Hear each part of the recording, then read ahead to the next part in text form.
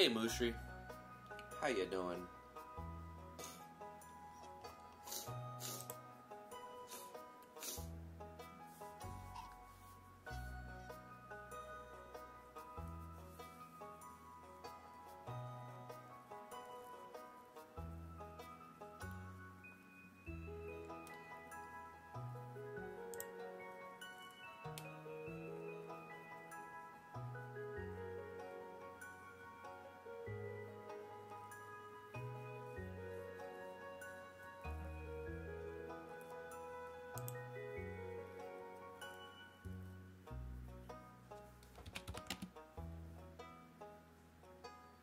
Good morning, Skepsis. The Real Tron. Hey, Drifty, longtime fan here. Just wanted to know if you can leak the release date of the new season of Blue's Clues you're hosting.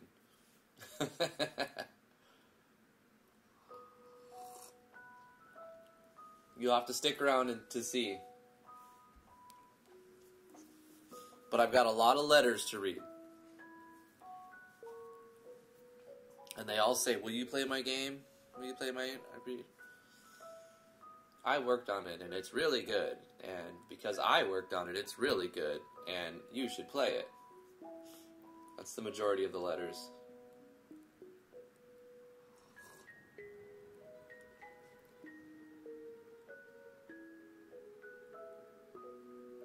So is watching your streams on Twitch better for you, Drifty? It doesn't matter. You can watch on YouTube or Twitch. I need more followers on Twitch so that when I switch to going live streaming only on Twitch and then uploading the videos to YouTube after, I have a decent live audience. Also, keeping this schedule 10 a.m. to noon Eastern Standard Time, Monday through Friday, is going to help so people can learn to know when I'm live streaming. But I imagine that'll change over time. It's been consistent for a few months now. Only taking days off when it's like I have a doctor's appointment or something. Or when I'm sick.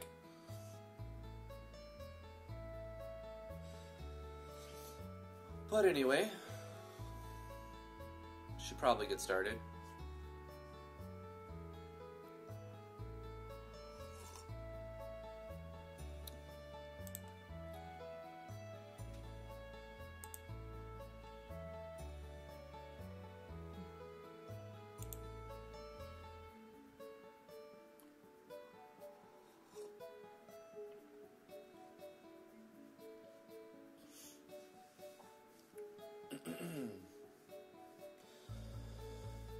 Shoutouts to Eric Barone, creator of the soundtrack we're listening to. This is from Stardew Valley.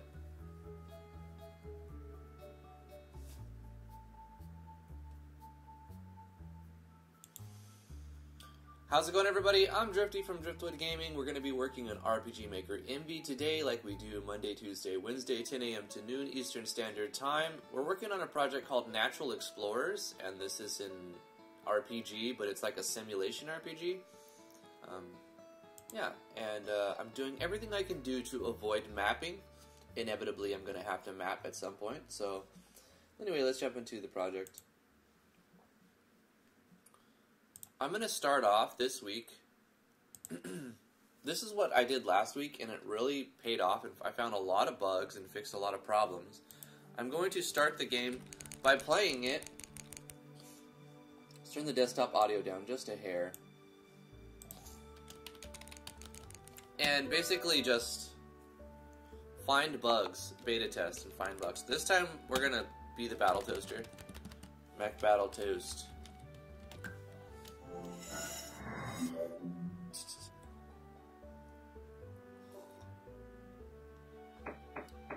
Thank you for watching The Real Tron, I appreciate it. Thank you for being a longtime fan.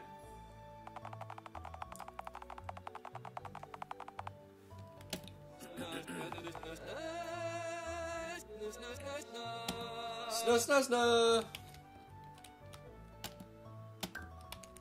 So this is what we start with. 10 of all the tools. We got Pickaxe, fishing pole, lumber saw. You know what we need to start with? I'll go with this route whenever I find a problem. I'll fix it immediately before I forget.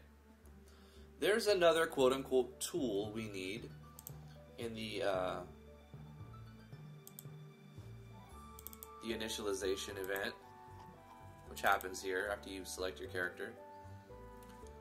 We're going to need 10 haze, because this is what keeps the farm going. So let's go ahead and give it a restart.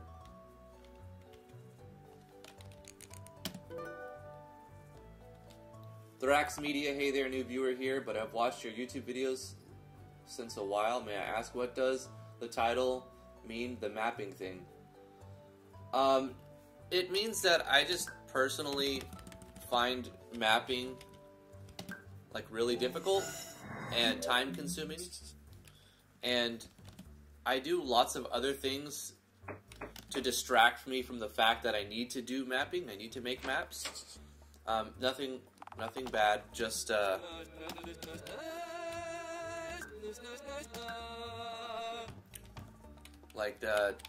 doesn't mean that you should avoid mapping. I mean, I have to map eventually. I've done a lot of maps, but I've also had people make me maps.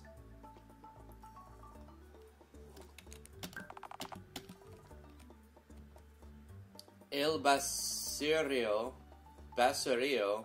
de Germain. This looks amazing. Hello, how are you doing? Thank you so much. Show me how to slay. Good morning, UGCI.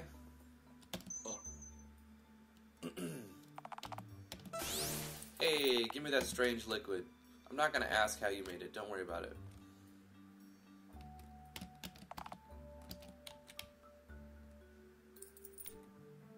I've already tested all of the text, and I've got them lined up so that they look nice, and they give you tips, and I've spell checked them. There's probably still other spell check errors, but it seems like it's pretty good so far. We need this guy to give us the empowering gem, which we're actually going to sell it.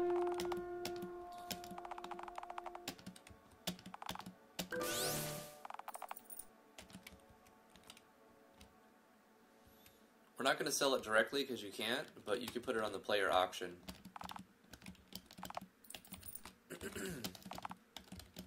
Everything's aligned correctly.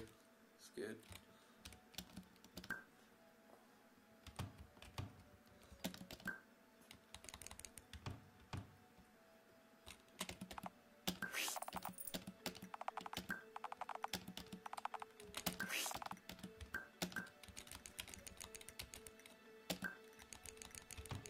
Oh yeah, I added, in the last episode, it was on Wednesday,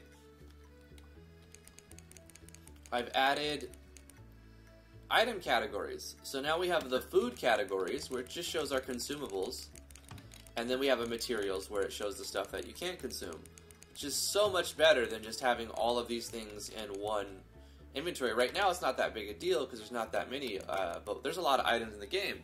There's like 80 to 90 items that the player's going to have at this point, and there's going to be more. Mapping is a curse. How is this text box called with the typing sound? By the way, I barely commented on any of your videos, Drifty. I've started watching you a month ago to learn how to do a lot of stuff in RPG Maker VXAs. Thank you very much. I only have a few VXAs tutorials, but a lot of the MV tutorials I have will translate into VXAs. So you're welcome, Mark. Thank you so much for watching. So your question, how do you get the text box with the sound effects? Message core, Yanfly's message core. It's an option in the parameters of the plugin. You could put in a sound file, and you can set the how often it triggers. So when people are talking, it's like, and you can change that sound effect too. You can make it like more Undertale. Whoa, whoa, whoa, whoa, whoa, whoa, whoa, whoa, whoa, whoa.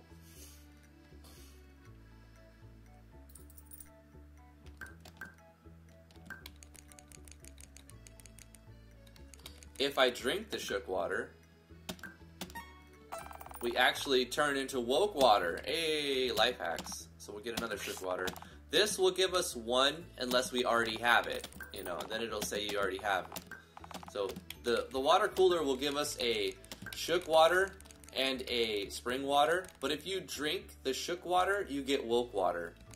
So you can get one of each and then drink the shook water and then get another shook water. So you can have 3 waters from the fountain. You can keep coming back to get that.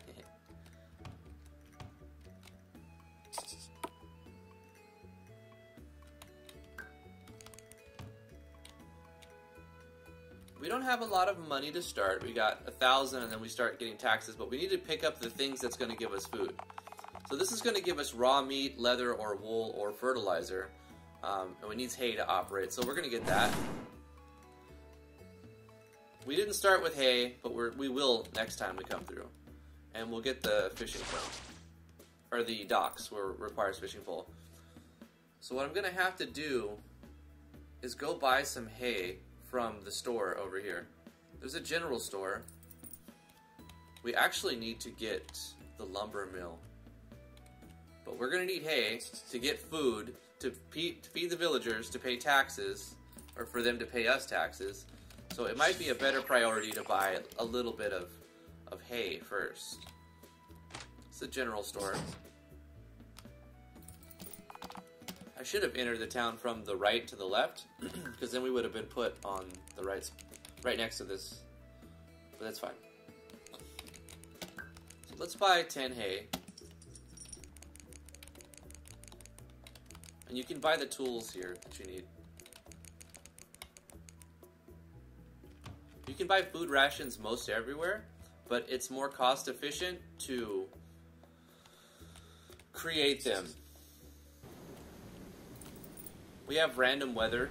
Weather happens, rain, storm, and snow happens randomly upon entering and exiting maps.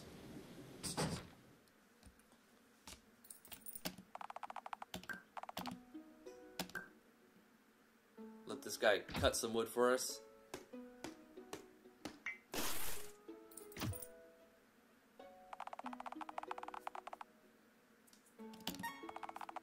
We got 50 cut lumber with our 10 wooden logs.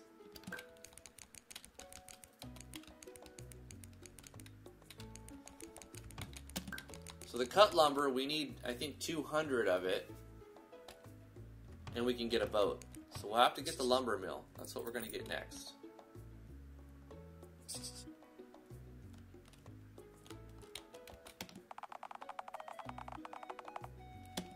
We fixed the bug there, so it actually costs 1,000 now instead of nothing. Hey, Flash 15X. I'm sorry to hear that. I did change my stream from 1080p to 720p, from 60 FPS to 30 FPS. That way, slower connections can still watch it without a big problem or any problem. So hopefully that helps your internet connection.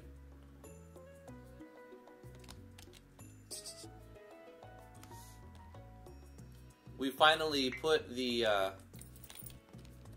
seed seller in the dungeon, so we have to go rescue him, as well as the tinkerer and the blacksmith. We've set it up so that the blacksmith is on level 10 of the dungeon. We got Naz here, who will tell us like the next thing we're supposed to do. Yeah, let's sell the empowering gem. It's got a base value of 5,000, which means if you were able to vendor it, you get 2,500. But when you put stuff up for auction, you can sell it for twice its base value. So I'm going to put it up for the most it can be put up for is 10,000. We only have one. It took a long time, about a week, to make this system. But now, to add more items to it, it's as simple as copy pasting and changing a couple things. Actually 8 things, but it doesn't take that long. I would say like 1 minute or 45 seconds even to add a new item to the player auction. It'll take a few minutes to sell that, and the more the item goes for, the longer it takes to sell. But there's a minimum value that will always be... Okay, we need seeds to plant in our plots there. There is a minimum value that you'll get, it's like about 2 to 4 minutes to sell anything under 10,000, or anything under 11,000, so technically that will sell within 2 to 4 minutes, and then you'll see somebody walk up and pick it up. Let's go to the dungeon. I apologize for the coughing, it shouldn't be too bad today.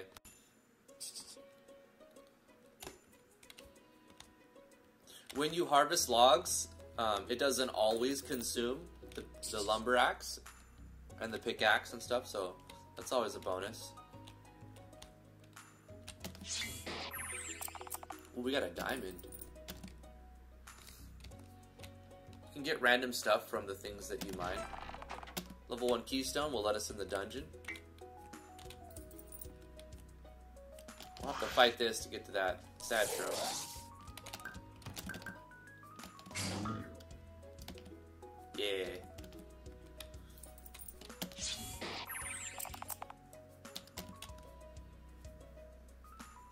I should make the magic shop today? I don't know about that.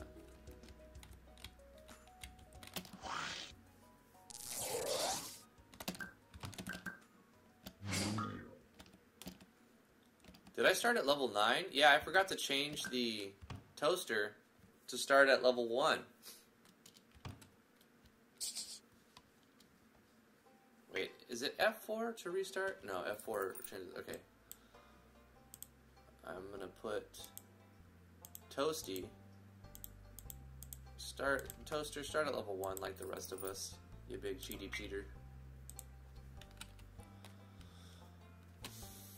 Do. Oh no, Devin Scott's trapped. He's trapped in there with a sad shroom. It looks so sad, man.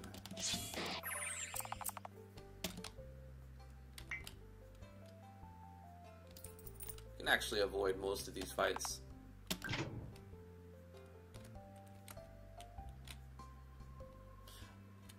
That is available for download, that lever, the art asset. I added a new tab in the Discord.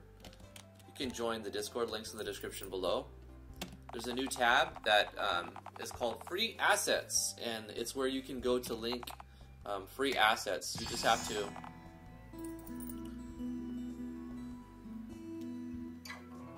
You've obtained Tinker's Kit and unlock crafting.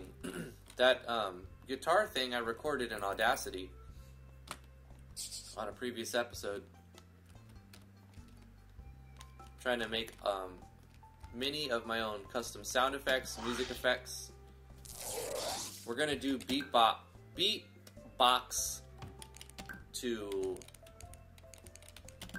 make a lot of our own music as well. It's loud in my headphones.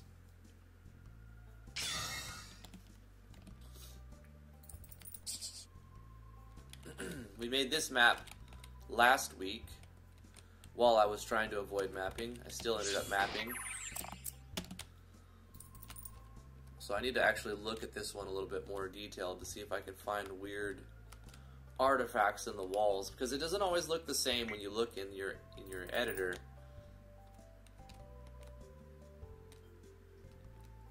I mean, everything looks passable. Like this corner looks a little weird, but I mean, it's passable.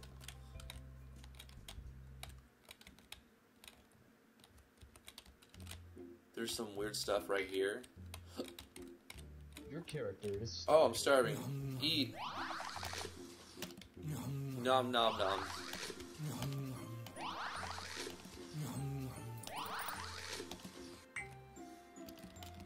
Oh no, he's stuck. Oh wait, that's a problem. Oh, found a bug. Found a bug. Okay, we need to put something right there. Let's go to that map. Where is it at? Seed Seller's Cell. Copy this. Put this here and this there. These are blank events that are set to same as character, so they'll block the character. And the only way to turn them off is to have a switch get turned off. So when turned on. So when the switch turned on, they become below character and they just sync. Easy way to block off the player if you don't want to do a region thing, or if you want to have it toggleable. So I did it that way. You can see that there's no gate there, right? It's because I used a doodad to draw the gate, and then I'm using a blank event controlled by this switch here. When you hit this, it unlocks it. So it fixed that bug. So you can't just walk around here. You actually have to go and hit the switch. Not like it's hard to do that. This is the beginning of the game, after all. Oh man, I'm happy to see you. Thanks for getting me out of the cell. Find me in town and I'll sell you some seeds. Rescue the seeds, salesman.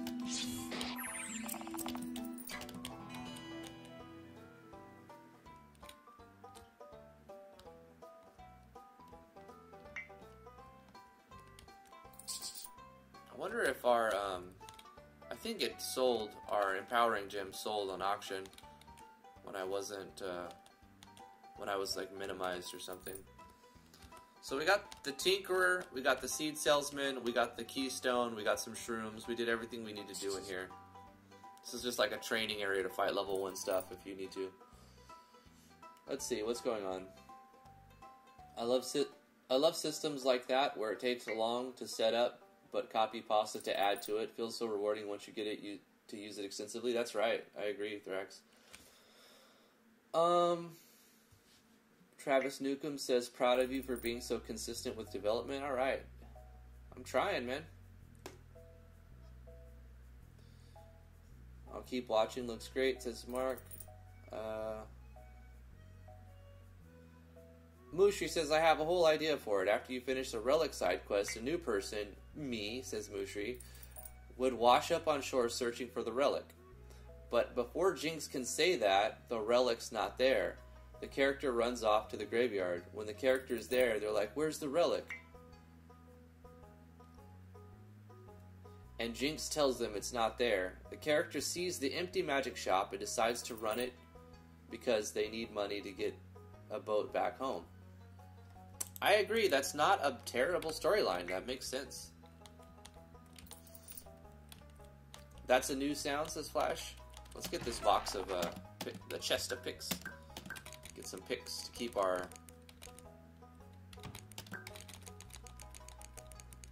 Wait, it's technically... It's considered food because it's consumable. It's not really food, but you consume it. Maybe I should rename it consumables. It was that by default. You referring to the guitar sound effect? There's a ton of new sound effects that I've put into the game. There's like 30 or 40 now that I've made in Audacity.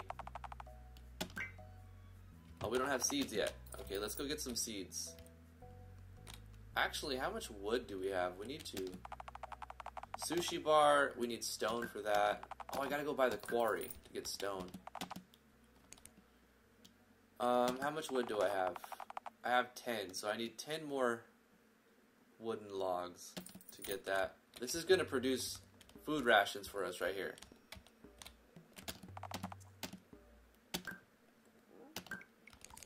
Let's just buy 2 of each of these for now. So that's 800 coin investment, but we'll get that back after we plant. Carrots. Carrots. Potatoes. Potatoes, precious. Strawberry. Plant some more strawberry. And some cabbage. We got quite a bit of money now. Because apparently that thing sold. Help! I need an experienced adventurer to recover the lost relic of Levine. Your attempts at helping this town will be futile until you recover the lost relic of Levine. You waste your time. Search for it now or you'll never be able to reach your full potential.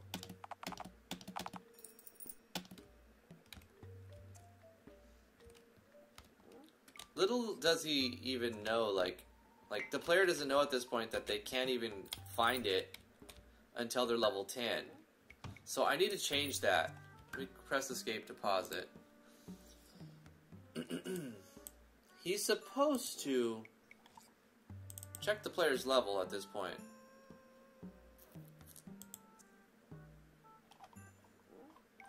Oh, I didn't do it for the else. let's see, 1 on the L center if this, on the L handler if that, player level of battle toaster. Ah, right.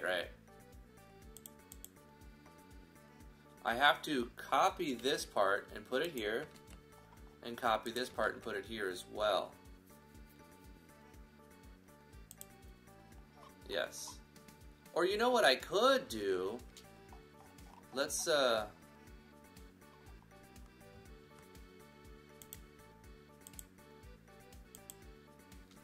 do something different. This is called redundancy, right?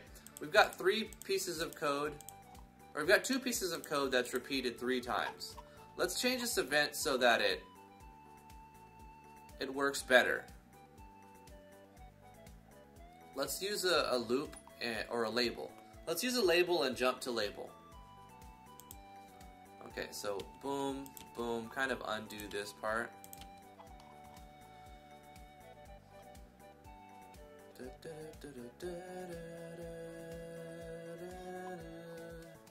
Alright, what we're going to do is label it up here. So we'll insert a label, and we're going to call this level 10.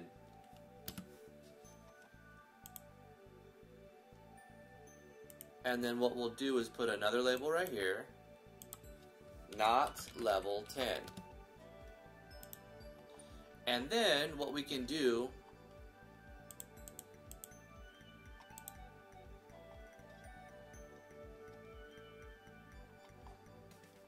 for when they are right here, we'll do a jump to label, level 10. Copy that for here as well. We can actually turn this, we can change the switch as well. Change the switch. Because the quest gets right here, we'll cut this, put this underneath the label, so when you jump to the label, it turns the switch on and the text. So we don't have to copy paste control switch and text 3 times, or 2 extra times. We just jump to label. And then on the else handler, we say jump to label, not level 10. Copy that, else. Alright, so what's happening is you talk to him, and he tells you this stuff, and then he checks to see what, it's a conditional checking to see what character we've selected, the male, the female, or the battle toaster. If you select the first one, which would be the male, then it checks the level of that character. If that character level is greater than or equal to 10, then it turns on a switch and lets the player know that they've started the quest. If they're not level 10, then it just says, you're not strong enough, come back when you're stronger, and he starts mumbling and walks away. But if the player is not the first character, if the player is, say, they picked female, then it'll check the level of the female character. And then it'll, let's see, control variables, player level, yep. And then if the level of the female character is greater than or equal to 10, it'll jump to right here, which will cause it to do the same thing. Turn on the switch and say that you've accepted the quest. And if the second player is not level 10, we jump to that label, and it does that. Same thing for when we pick the toaster. So we didn't have to copy paste this, this, and this. We just put a label on them, and then we jump to those labels. So that's cleaning up the code a little bit. Cleaning up the event. Hey Jonas, how you doing? R.A.M, how are you doing? Hello. Yes, Jonas, this is my game. And we're doing some bug testing. Of course, it won't take effect until we restart and reload that event. I wonder, though, if I leave the map and come back, does it update? See, the weather changed. It didn't update. We'll have to restart the game for that to update, but that's fine.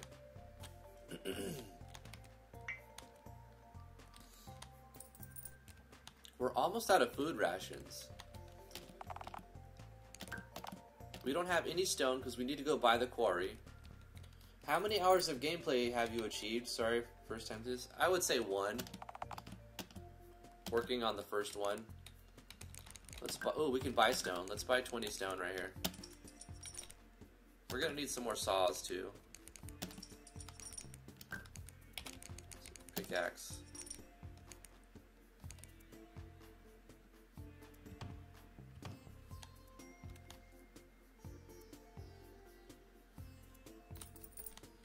Let's set up the sushi bar.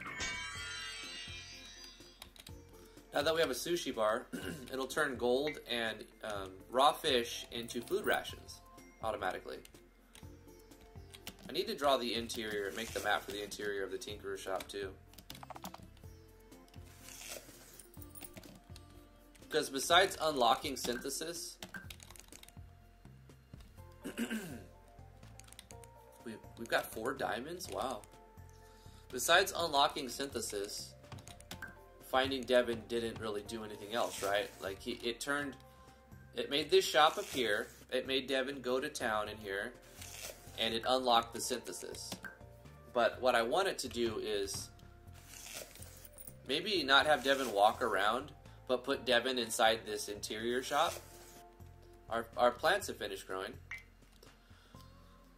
And then inside the shop, he'll sell different things. Maybe he'll sell recipes, you know, like unlock recipes or something. I don't know, I kind of want to give the player all the recipes. When you harvest plants, you also get experience. You see we got 489 experience for that. So we can level up just by harvesting. Level 3. Jinx leveled up. We created food rations at the sushi bar. It's going to keep the town fed at least a little bit better. Level up to 4. Early game, you get a lot of experience for harvesting your plants. Between 1 to 500. We gotta buy more seeds.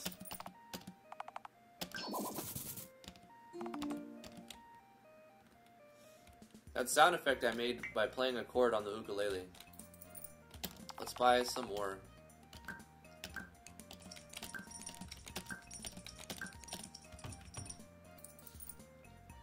We're gonna have to buy some food rations, unfortunately. We start the player with 100, but they'll probably end up having to buy some until they get a little bit more situated. If you run out of food rations, your character will lose 20% of its money. So at this point, we lose like a lot of money, so we don't want that to happen. We're just gonna buy some food rations.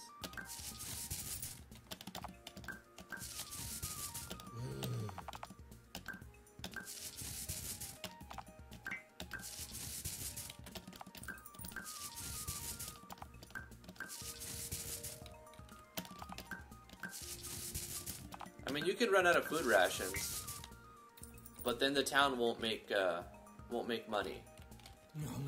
But your character will starve if you don't eat food rations. You could also eat other food to avoid eating your own food rations. So if you're low on food rations, you need that tax money. You can eat your other foods like oranges. All of these consumables will give you, except the liquids. The waters won't give you food, but everything else will give you food bar. It'll add to your food counter thingy. We've got the money, we might as well buy these trees, because these will give us food every 3 minutes. We can eat the apples and oranges. Not only do they give food, but they also restore HP and MP. We have a little food processing station here, and we can process certain things. Like we can turn the oranges into orange juice.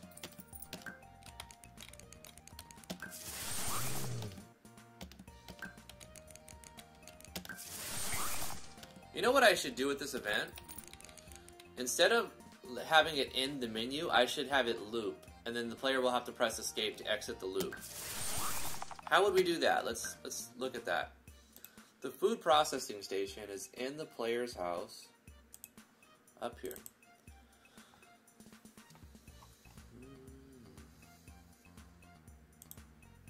So what we'll do is when the player process foods, we'll start loop. We'll loop. And this whole time, if the player presses escape, it breaks loop.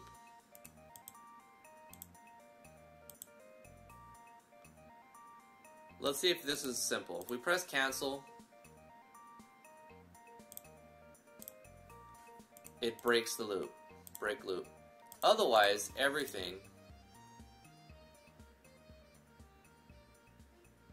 repeat above. Okay, so otherwise everything selected here. Oh gosh.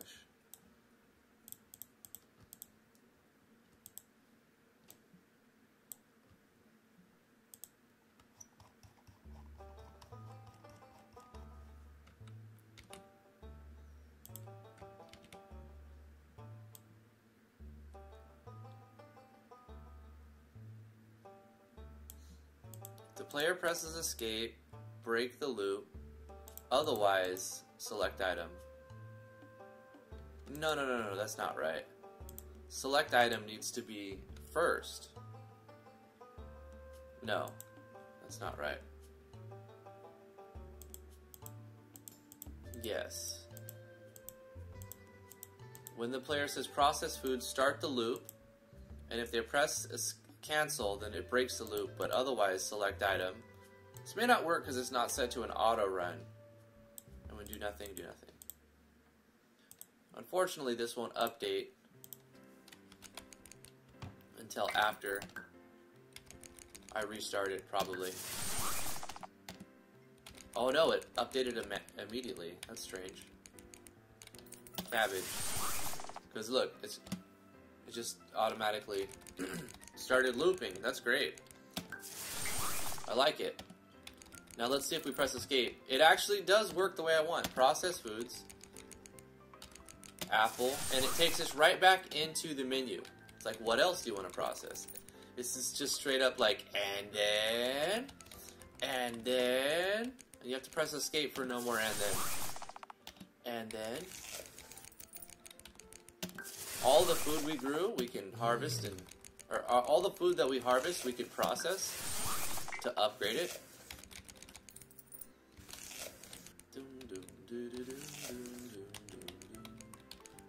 Carrots. Turn into chopped carrots. You need 3 to turn it into the next tier. So like if we try to just process 1 strawberry, it won't work. See, and it doesn't let us do certain things. So if we try to process 2, it'll tell us we don't have enough. But it lets you know that you can process these, but you need 3. But if you try to like process a lumber saw, no, that doesn't do anything. Try to process an orange, it'll say, hey, you can process the orange, but you need more. You need 3 of them. Much better. Better looped.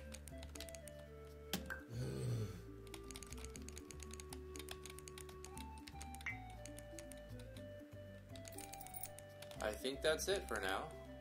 Cool. I love it. Much better.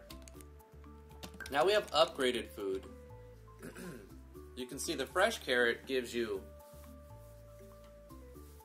a bonus, right? And a little bit of regen. But if we go to chopped carrots, it's a similar buff, but it's stronger. This gives you a 10% accuracy bonus, 50% blind resist, and 1% HP regen. The chopped carrots gives a lot more.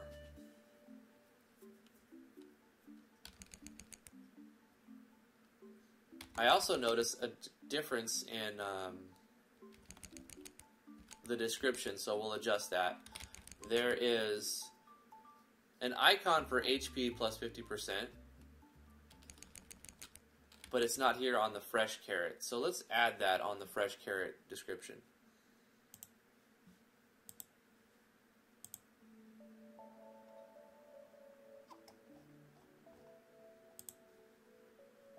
Right on the HP, we want to go / item icon or just icon, and we need to find what icon we want to use. So it'll show in the bottom left corner of this thing the number. We were going with this one, which is 32. We'll hit cancel so it stays the same there, but we know what we're looking for now. We'll put 32. So now in the description, if you're using Yanfly's message core anyway, \I for icon, and you say number 32, and it'll draw that icon right there.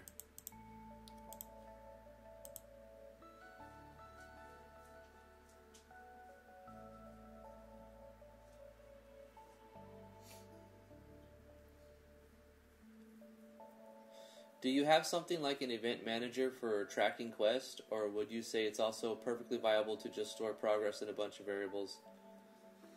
I don't do anything like it with the event manager. I kind of just store my stuff in variables. And I use text files if I'm not sure if I'll remember, because I forget a lot of stuff. So I will put stuff in text files if I need to, Thrax Media. Especially credits, like in people's names, text file those.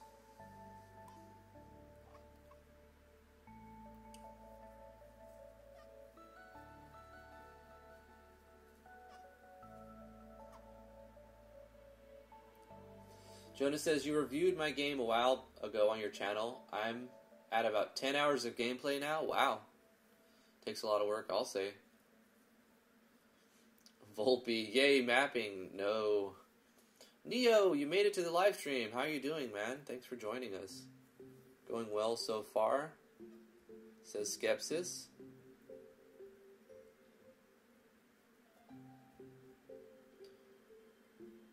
Skepsis says, nice. I have had a lot of inspiration watching Drifty. Now I just have to get it out of my head and make it playable.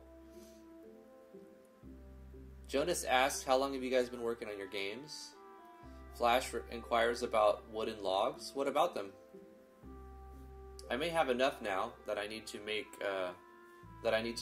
so that I may be able to set up the kitchen in town, which will give us more food rations. Volpe says, I mentioned last time you were dabbling with your cooking station thing. You should give the option to increase the quantity you want to create. Nobody wants to sit there and making chopped carrots 20 different times. That's true. I could elaborate more on that system. Looping it does help, though. Life doesn't allow me to make such progress at all. I am just working on concepts for custom art, assets, and story for now, says Skepsis. What did you put in that chopped carrots? I mean, you could eat it the same, but it being chopped gives more. What potion did you dip through chopped carrots in? Oh. That's true. Like, all you did was chop it. How does that make it more powerful? I guess it's a bigger portion, right? You take 3 of them, and you clean them, and you chop them, and you eat a bigger portion. Man, the typos on the phone keyboard. Oh, you're using your phone keyboard. Mine likes to auto cucumber all the time.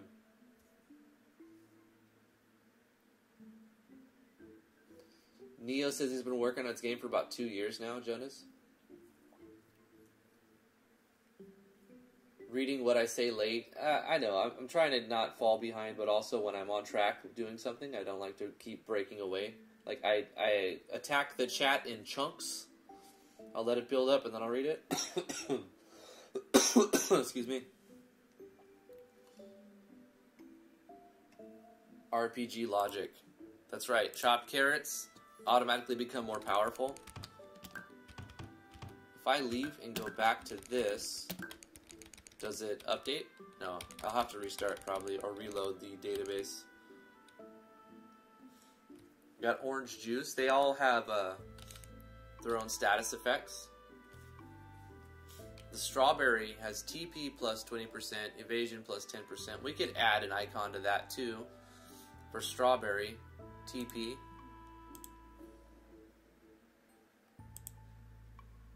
Let's add something there. Icon. What do we want to add for that?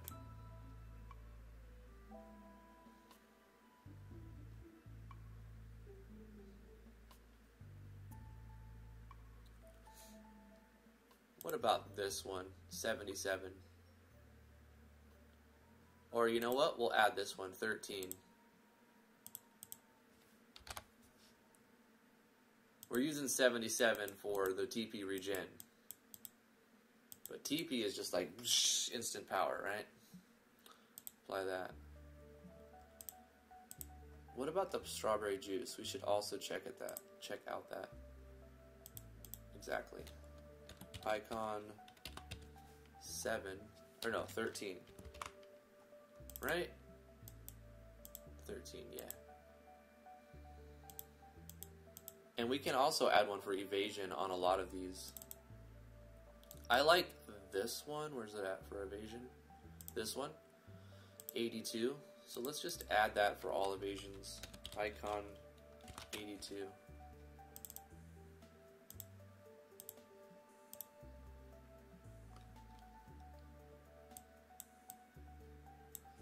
I know there's plenty of them that do that. I'll scroll down until I find anything that gives evasion and add that icon so that it's consistent.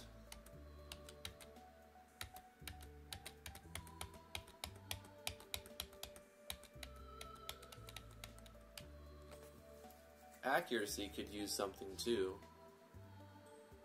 What do we want to have accuracy look like? Maybe this one? 76.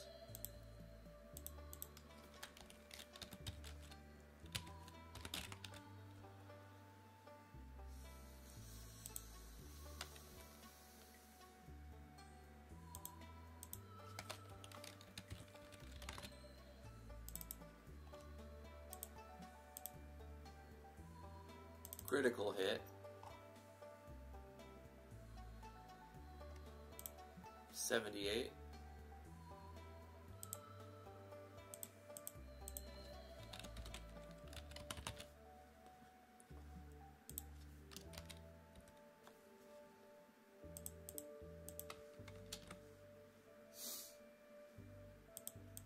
Yeah, let's spruce up all of these descriptions a bit.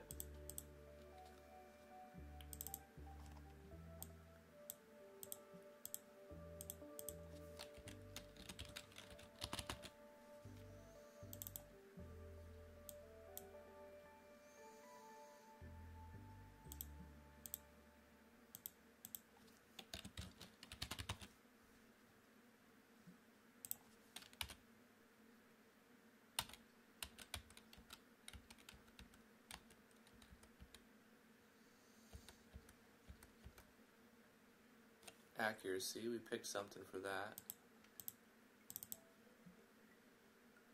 We picked 76 for that.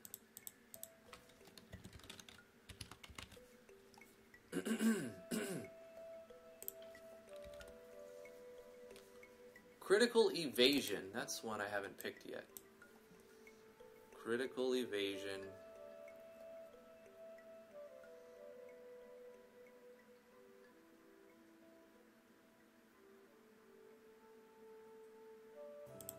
We'll do 81.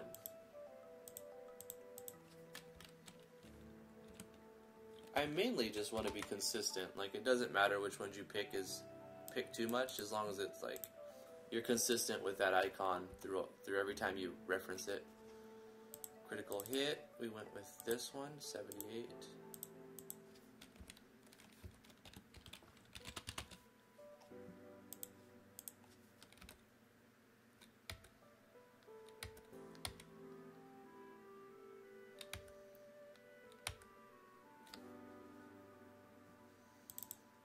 Evasion, we went with 82.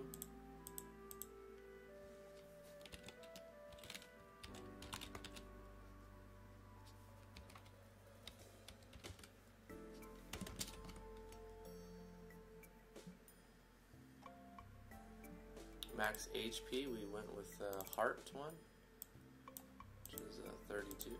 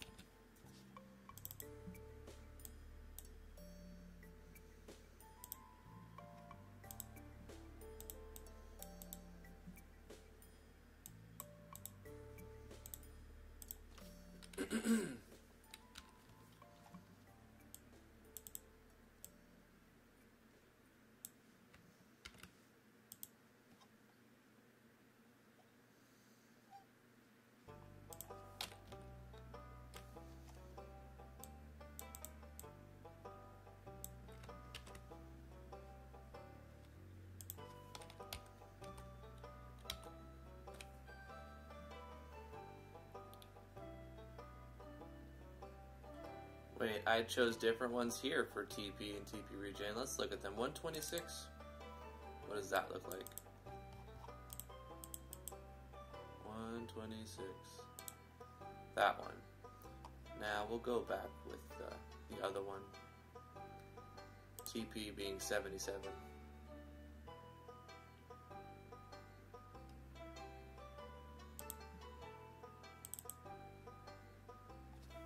1377.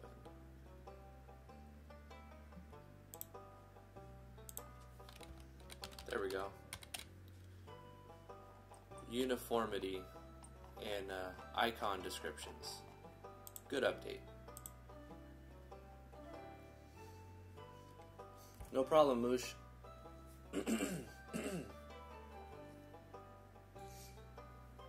Thraxmedia says, even though I've already been pretty decent at coding from a C++ standing, and having created very small games like Tic-Tac-Toe and a mini Zelda clone, still some tutorials on YouTube help me out greatly, especially when it comes to motivation and trying out new things. That's how I found you, so thanks. Oh, cool.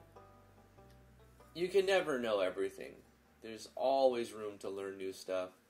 And even if you're like, oh, I already know this, sometimes it does pay off to watch somebody else's methods, because you may learn a better way to do something you already know how to do. And there's 10 ways to do almost everything, especially with RPG Maker.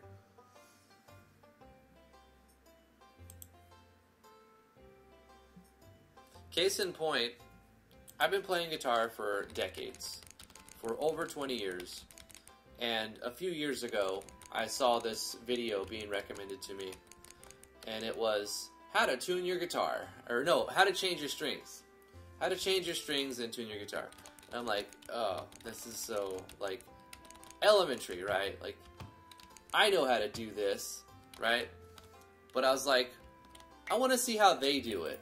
I want to see how they do it. And the way that the person in the video was changing their strings one at a time, and when they would go to get the string to, when you tune it for the first time, you have to get it just right, otherwise you end up cutting the string too much, and like, you need to have enough to wrap around. So the person would put their thumb down and leave some length up, and I never did it that way. And you would they feed the string through the tuner, and then put their thumb down and lift the string up. And then you start tuning it, and it pulls it down like that until you can let go of your finger. And I was like, that's better than the way I do it. So, my ability to not be like, I know that, I already know how to do that. Instead, I watched this 5-minute video and learned a skill that improved on something that I'd been doing for years. So, never be afraid to try to learn a better method, even if you know how to do the thing that you're relearning. This system right here, this enchantment system, it was a good idea in theory, but then in practice it becomes too cumbersome, and it's way too menu based. I'm going to change it, abolish it, change it up. I kind of want to make it like where it shows pictures, and you have to click on the pictures to enchant your weapon. And then depending on how well you click, the better. I don't know. I don't want to overachieve with it and like go overboard with it, but I want it to be more than just select an item. Alright, make sure you have it unequipped. Don't forget to unequip your weapon first. And it's too many menus, too many items, looking at items. I want it to be more picture based. So I'm going to redesign the enchantment system at some point. Hey, level up. I like getting experience from harvesting your crops, so you don't actually have to go fight stuff in the dungeon to level up your character.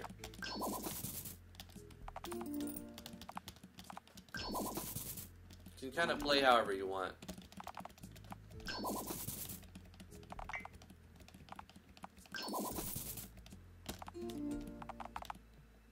I also want to, I've updated this several times. I want to add one more feature. I want to add the replant feature at some point. Where, like, when you harvest, you can just say, do you want to replant the same thing? Boom, and it'll check to see if you have. But then it adds a lot of extra complexity unnecessarily, so.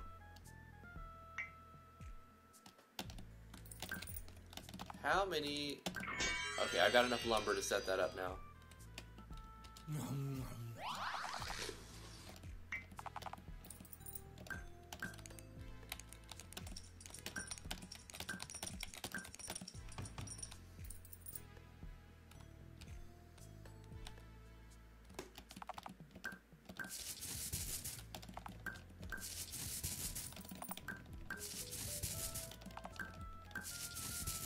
I should probably go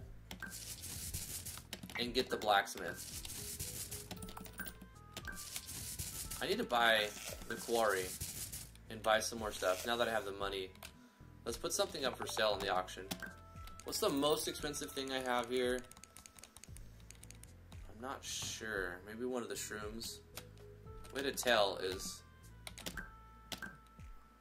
try to sell stuff. 25, that's 12. Okay, strange liquid sells for 500. So does the feather.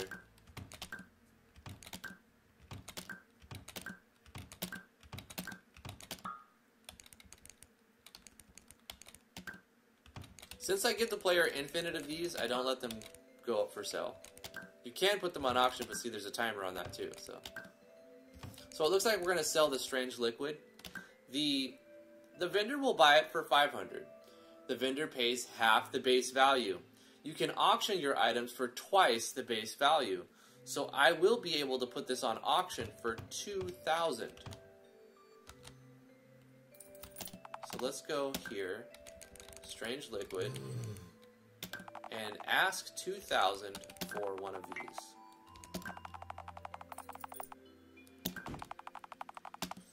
And that'll take 2 to 4 minutes, but then someone will walk up and buy it.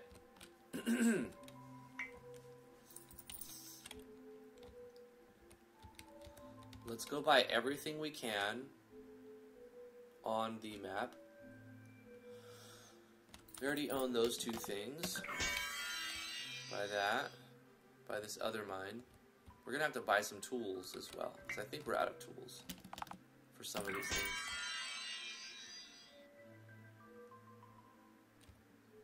If you walk in this village from the right side, you just appear on the right side.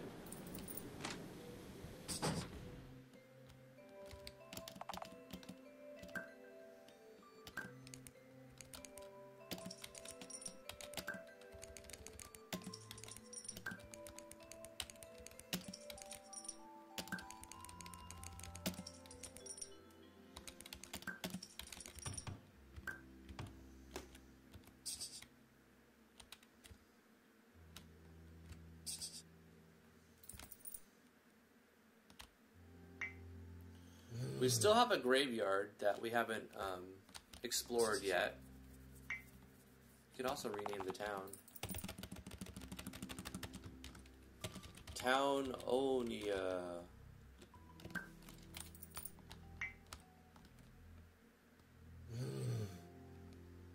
What is the merchant selling?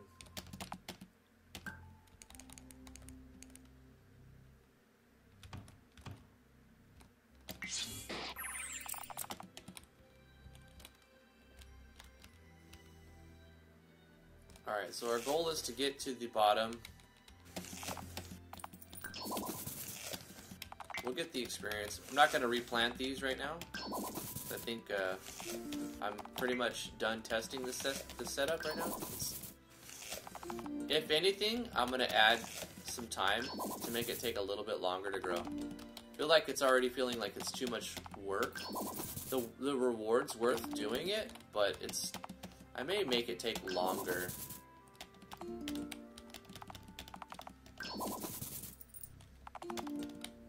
I'll just double the time that it takes to grow them.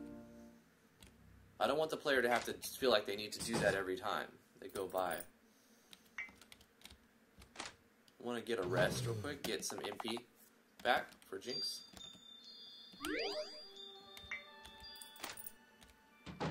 Gonna need some food rations because we're out of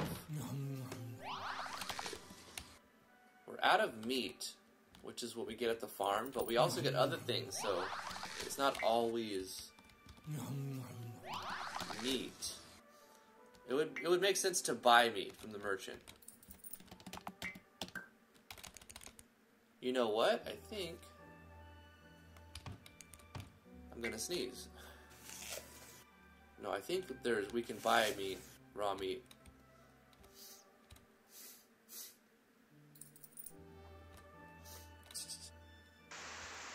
Because this guy operates a, like, not a bakery, a diner, where you can buy foods. Oh yeah, you have to order at the table. Order a meal. Raw meat, there we go. Let's buy, like, 30 raw meat, and 20 raw fish. So you can buy raw meat and raw fish here.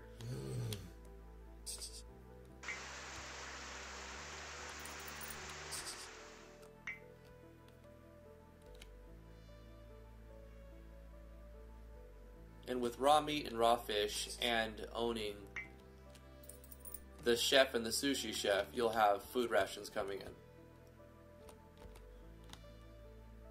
Okay, before I forget, let's do that. Your plants grow too fast. All of our plants grow too fast. So what I can do to slow it down is several things. Let's go to all of our seed planted.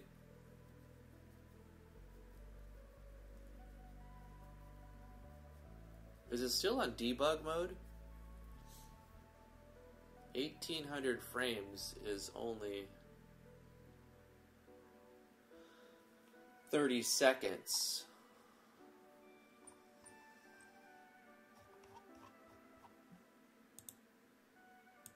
I was going to add a 0 to the end of all these, wasn't I? So that, yes. So that it's 300 seconds.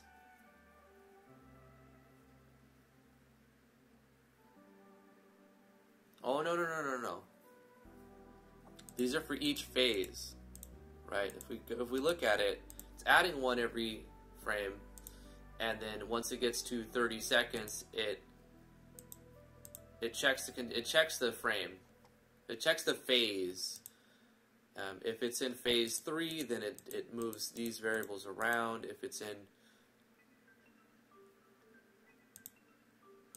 and then it also checks those.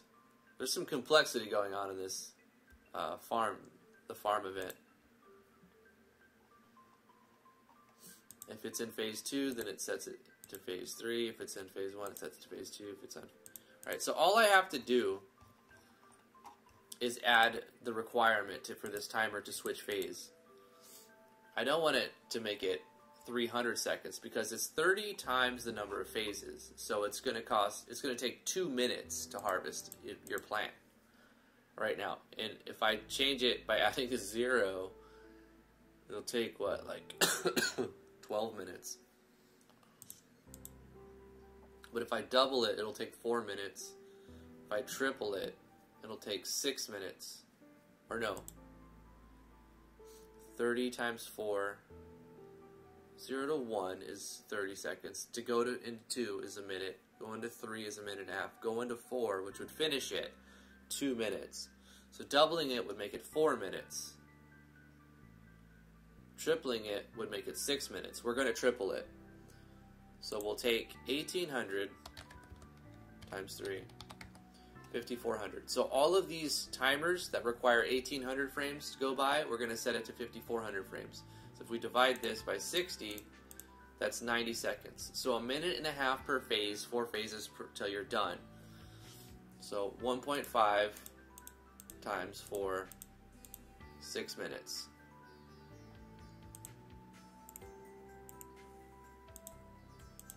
$5,400.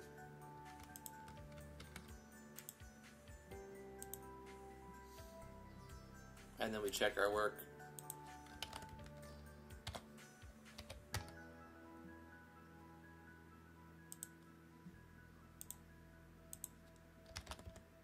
Divided by 60.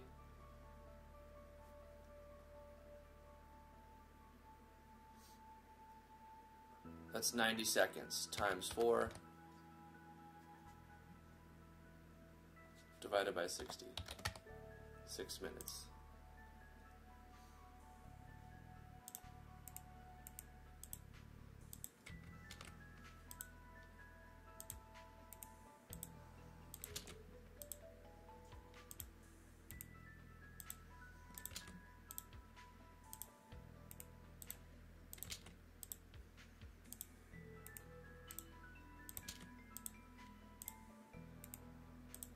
Now, instead of every 2 minutes, your plants will be grown.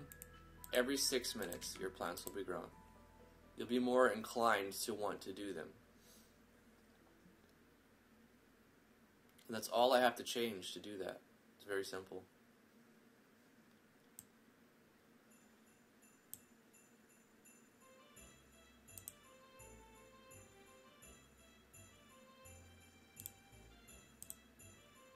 Hey, Devin Scott, how you doing? Hello, Studio Blue Games. What's up, what's up? Just a reminder to those who are watching me on YouTube, please go consider subscribing and following me on twitch.tv. You can follow me for free.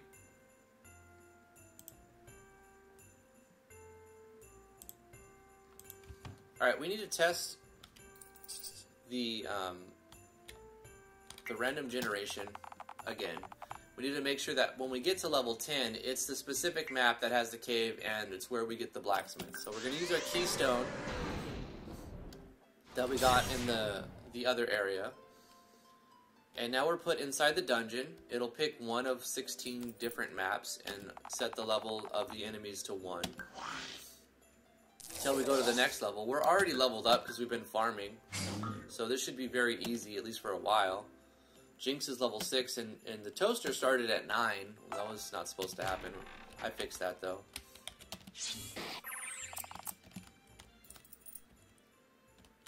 So going through these random dungeons, it would make sense to want to go through them multiple times, because some of the, you can collect the pixie dusts, which I don't know what you would get with those yet. It's going to be a currency for Jinx's hometown, when we finally make that.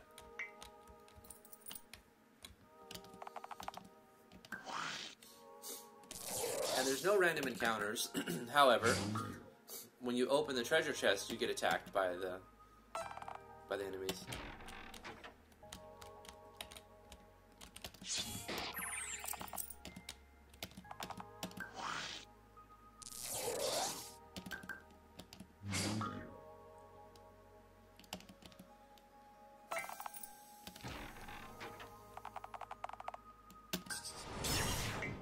I didn't want the battles to be too easy, but if you start at level 9, they'll be too easy. You'll start at level 1 though. Weapon Unleash.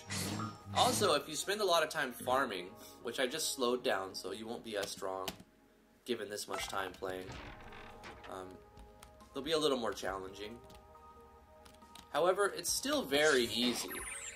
I don't expect you to struggle very much with the combat early on. The next level of dungeon that I make, which will probably be like jungle, since I have the tile sets to make forests, I'll probably make it random, like a bunch of random forests.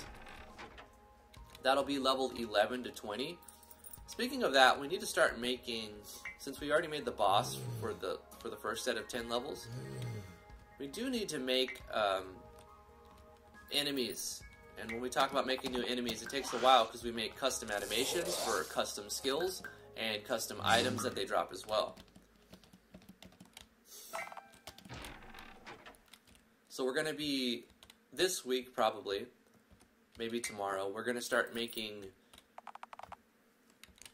now we don't want to leave the dungeon here, we want to go to the next level.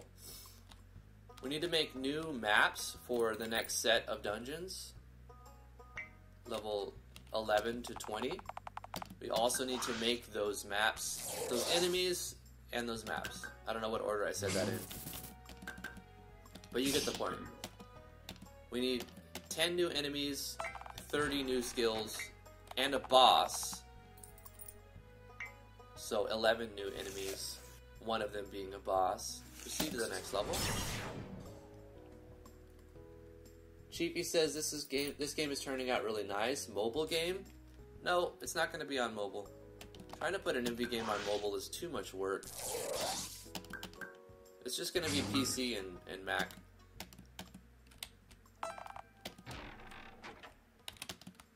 And I predict a little bit of trouble deploying it to Mac, but I'll get those. I predict encountering bugs, but I'm still going to try to do it so that I can learn how to fix those bugs as well. So this will be deployed to PC and Mac. You can see this as more of a mobile game. It could work on mobile, but it would take a lot of work. I might have to redo a lot of stuff. I don't want to do that. A lot of the system is going to require on like keyboard inputs, you know? You just won't be able to do things that you could. Like, I have a piano minigame. Like, you won't be able to do the piano minigame on mobile.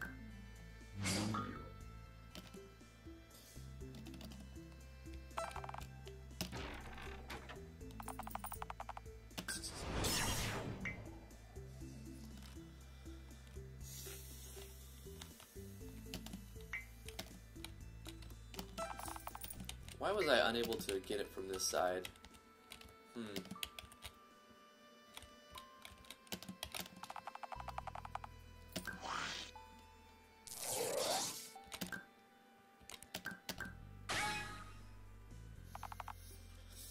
You can scavenge the area using your TP to find items instead of dealing damage. And if you're fighting enemies that are very much below your level, it would make sense to do that. Will this game be monetized? Yes. This game will be up for sale on Steam.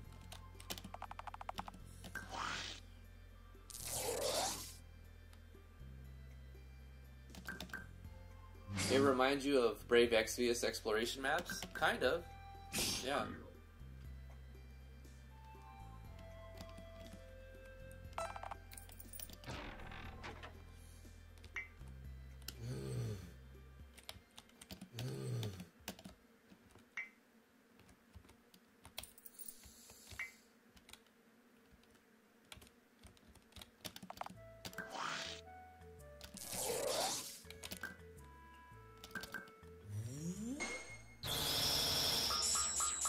A little bit of overkill there.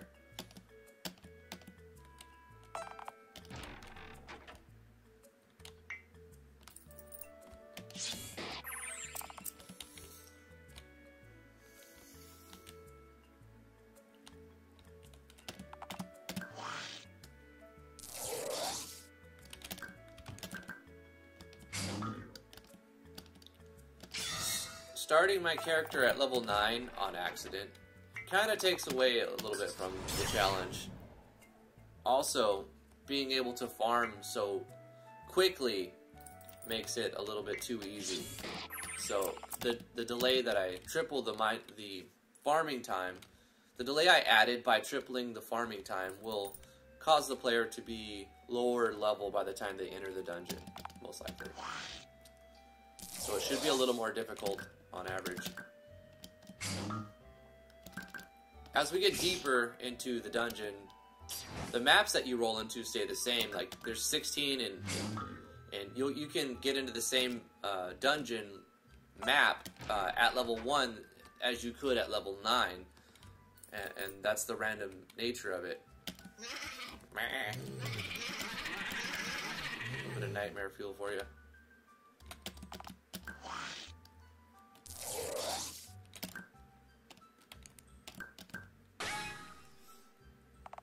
But we're testing. Last time I went through this, I changed it, so we might encounter a bug. But I think it should work, where we get to a specific map every time on level 10. When you reach level 10, it will always be the specific map where the boss spawns.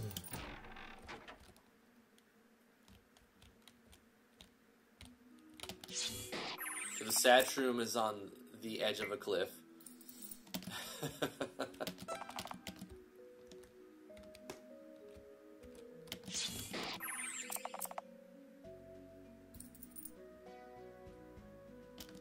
That relic quest you were working on last week, why not make it a branching quest where it goes to the graveyard and the tower in the left corner?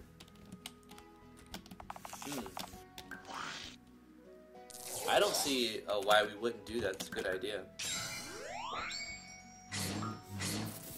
I have to make the boss that spawns on the graveyard.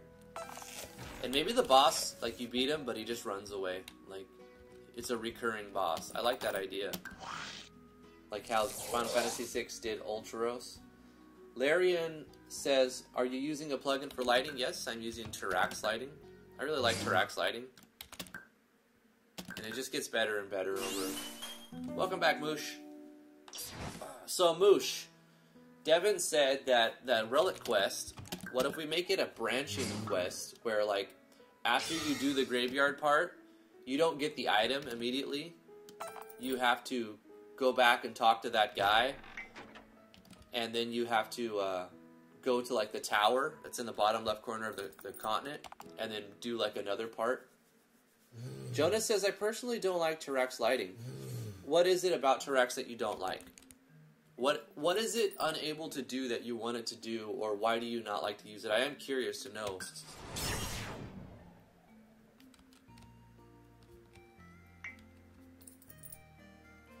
There are much better ways to manually do lighting with less crushed results. How do you handle your lighting, Jonas? I used to use a Thomas Edison plugin, which I did like, but then there was some questionable code. Like, I don't know the source, and I didn't know who to credit. I know it was Soul Power officially, but where did he get the code? I don't know. It looked like a remake of another plugin, maybe. Maybe it was completely Soul Power. See, I don't know, and that's the problem. So I just use Tirax since it's been updated and works now. But I know there's orange lighting. Let's not starve. Orange lighting is really good.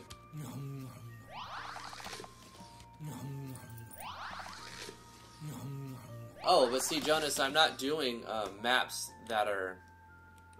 That, you can do lighting... That's a great way to do lighting if you're using parallax mapping.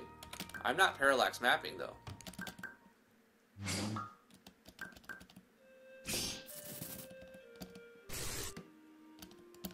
I'm using first seed material maps for the most part, and then some default maps too, when I have no other alternative.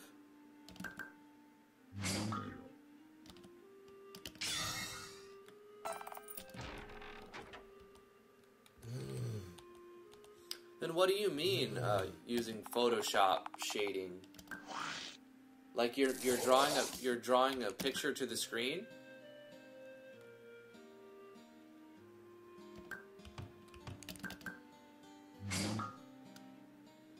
Applying the logic of lighting. But practically, how do you do it practically? Like, what's the process of applying your lighting to your map with using Photoshop? Are you making a picture and then saving that in, like, the pictures IMG folder and then drawing that picture over the map?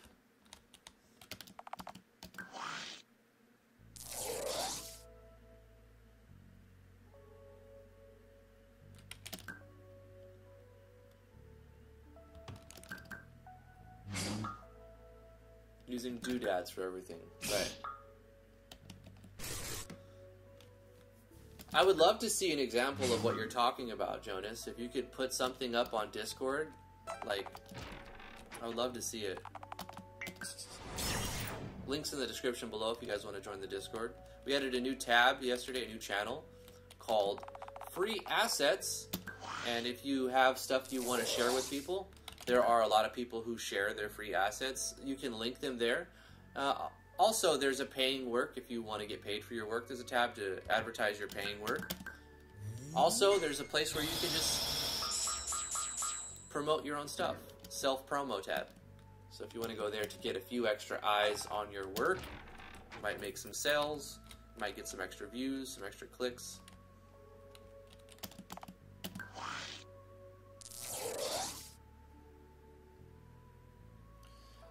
I played your game, The Adventures of Derp, and commented on the lighting, and I didn't know how you did it. Right. That's why I would like to see. So I have seen your lighting then, and it did stand out to me. I love the animation for that move the Dank Spider does. Like, I made some pretty good animations.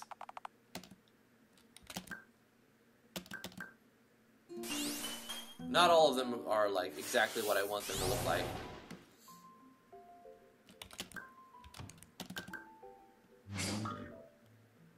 But some of them came out nice.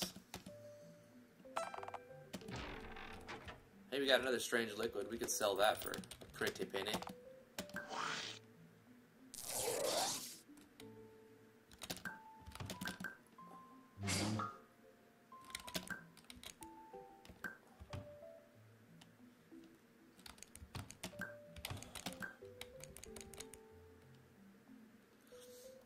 See, the problem here when you start with your levels too high, you just completely ignore your abilities because you don't need to even use them.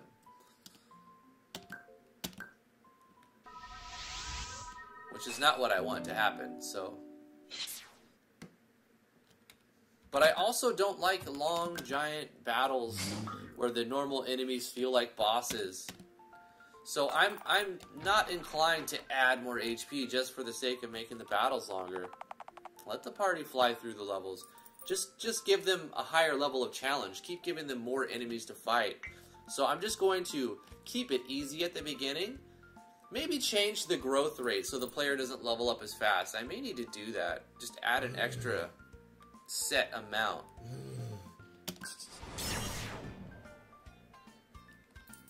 Because I feel like the player levels up at a very fast rate. You don't even have to get all the chests. You'll stay leveled because each higher level enemy gives you proportionally more experience.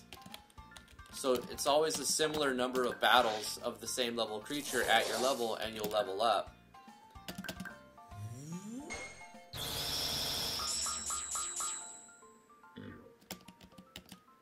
And there's, like, even going through the game right now, there's about 20 or 30 abilities. Well, maybe not 30. There's between 15 to 20 abilities that we haven't seen yet, but I've created custom animations for them, like the enemies, that is, because they die so fast. But keep in mind, I started 9 levels higher than I was supposed to in this run-through, as well as tuned down the levels, tuned down the level you'll get from farming by making the farming take 3 times as long. I'm going to allow this link to go through, Jonas. Let me go ahead and check it out. It's an Imager link.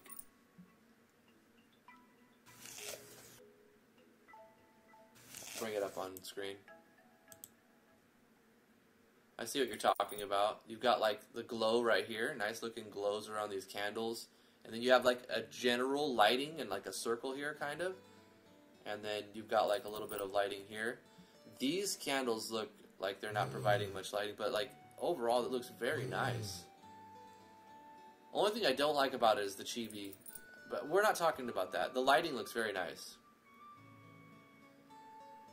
Really good map. Love it. It's fantastic. Let me bring this back up so I can see chat.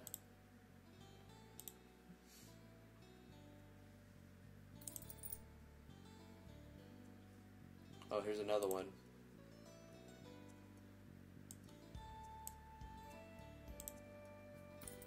Yeah, I like the green lighting too. There's like a little bit of a tint, a hue to the entire thing. Great use of show pictures here. This is a parallax, I bet, and then this is just like a clear tile. Really, really good maps. I like them.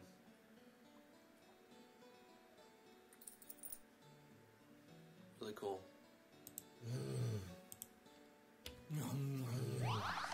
Let's not starve. Do we open this?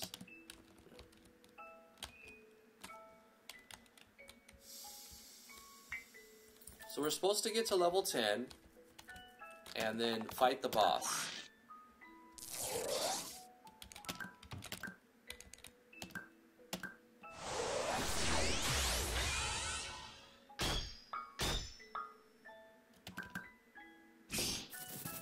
miss.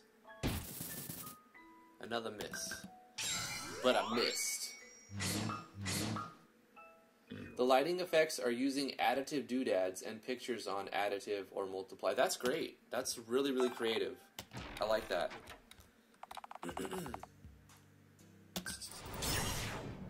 So this should be... Wait, are we on level 10 here?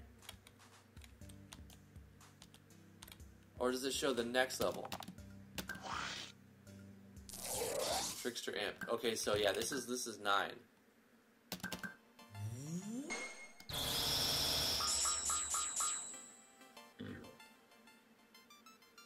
You see, we got a critical there, but it capped at 999 because in the last week, on Wednesday, the last day I was editing, last time we added a cap on the damage.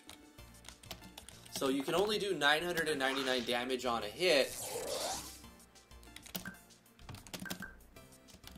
until you get the relic that lets you break the damage cap. So as you get to a higher level, you'll have to... You're going to be hitting that cap quite often. 300 doodads, that's crazy, man.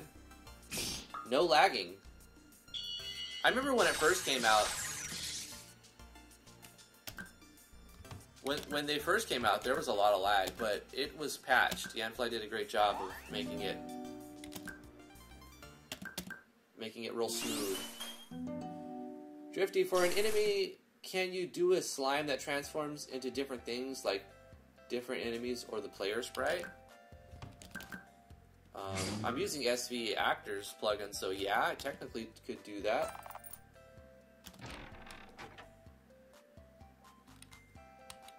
Doodads are great.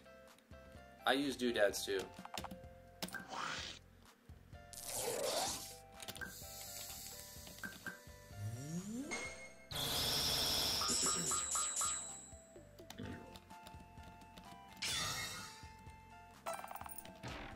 Yeah, I do feel like the players level up a little bit too quick.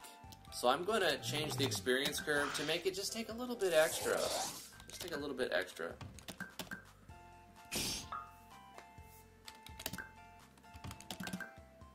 How much more, though? Like 15% more.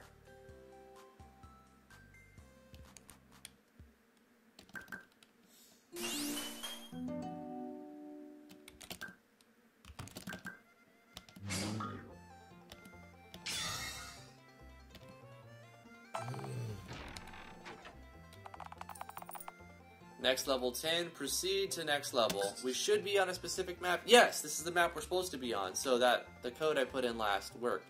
Now this should be the mini version of the boss. Is it? Yes, the Mad Lad Ogreling. Let's just take him out. I'll run out of TP, but it's fine. We're way overpowered at this point. We're level 14, these are level 10.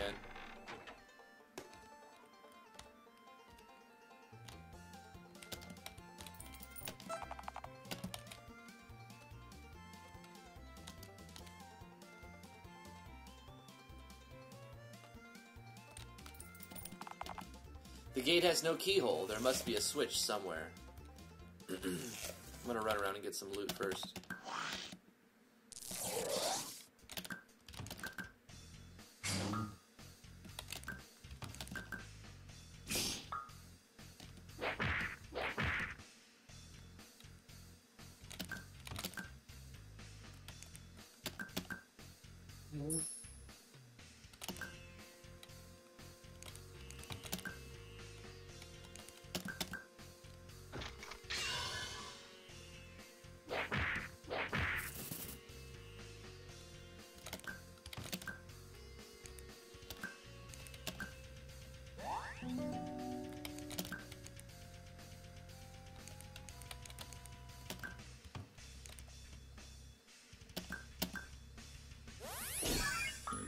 This is a really good skill, Annoying Buzz.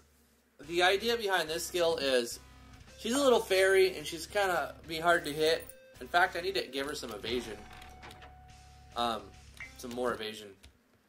But it uses the enemy's own attack power against it. So, the determining factor in the damage formula uses B.ATK instead of A.ATK. So it's like she flies in the face of whatever she's targeting, and the thing is trying to swat at it, and it ends up hitting itself. Like, that's the idea behind that move.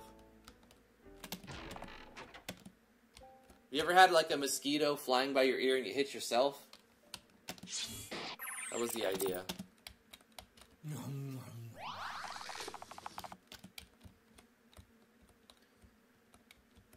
Yeah, apparently a lot of people use doodads. It's a good one. Daniel Olson says, I've yet to need more layers, but I'm considering using doodads for roofs and SNES-style water effects. Jonas uses Photoshop for animations, and then you turn them into animated doodads. That's a good method. Let's use Bladestorm. I haven't seen it in this playthrough yet. That was a rework on the Twister Blade action sequence I made for Dungeons of Driftwood. Rest in peace, Dungeons of Driftwood. It's been overhauled 3 times, and it's at a point where it's so massive, it's just not completable. It's just better to start over, and that's what I did with this program, with this project. Here's where we get the blacksmith. Appears that someone was locked inside the chest. Oh my, I'm not even going to ask how this happened. Oh, I see a problem here. Jinx's name is cut off a little bit in this, so let's let's address this. Hopefully I don't starve right there. Inside of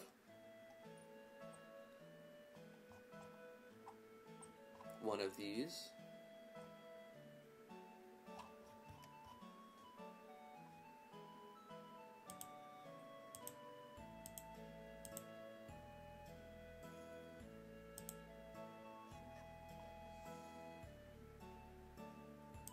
Here we go. Blacksmith and the dungeon boss. Where Jinx says, oh my. Okay, so we'll change this one from bottom, and we'll just put it on top, so that it doesn't cut off her name. Is there any other times where Jinx talks right here? No. Okay. Simple fix. I just don't want their name to be cut off. Thanks for getting me out of that tight situation, the blacksmith stretches. Talk with me in town and we can set up an area that might help you. And the blacksmith. And here's the boss. This isn't the ogreling, this is the ogre, the big daddy version. Let's get buffed up. Let's get buff. Let's put a fortify. We have fortify. Let's put on blessings. Fortify is like a defense bonus, and it does a lot. It's like 3 things. And blessings is like your attack power bonus. Let's go ahead and Bladestorm this thing. We're level up like 14 or 15, so we should be doing some damage. He does have a good resistance move that he's using right now. Ability. What we'll do is, I'm going to kinetic buff the toaster first, but then I'm going to twinkle buzz, or whatever it's called, I forgot what I called it, and make the ogre hit himself. He'll do the most damage hitting himself. I don't know why he does that twice. Why did he do, well, I think it's just random. Radiant beam.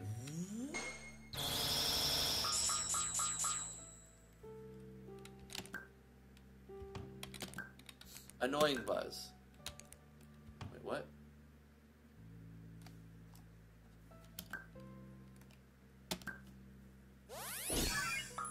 Yeah, he hits himself.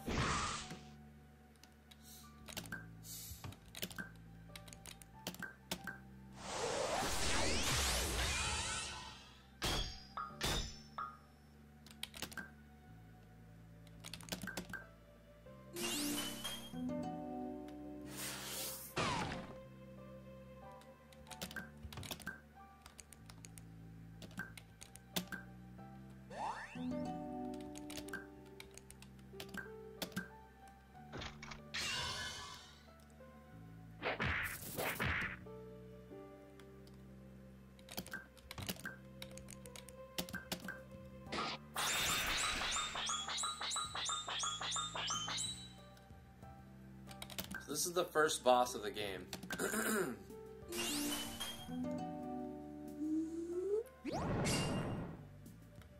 That stone skin, he seems to do it too often. Oh, we got the weapon unleashed.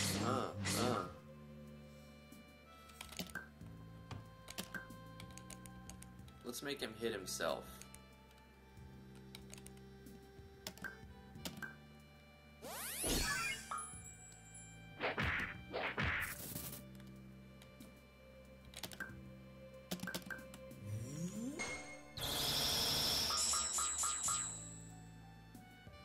He does feel like a boss, but he's also not that hard, but I'm also using all my buffs and constantly healing. We just spam some attacks. If you try to melee him and just attack him, you're not going to do a lot of damage while he has stone skin up. Because he has like 80% resistance or something like that. See, it's not a lot of damage there. But if you make him hit himself, he'll do a lot more damage.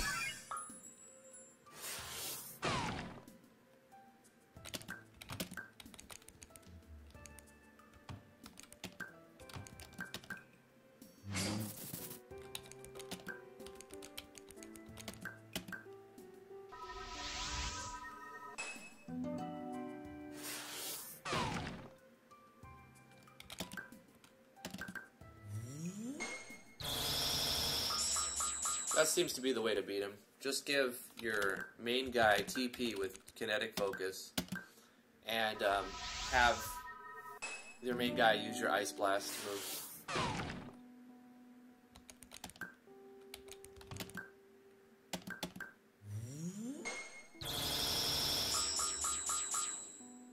Stone Skin wore off at that point, so he's taking extra damage.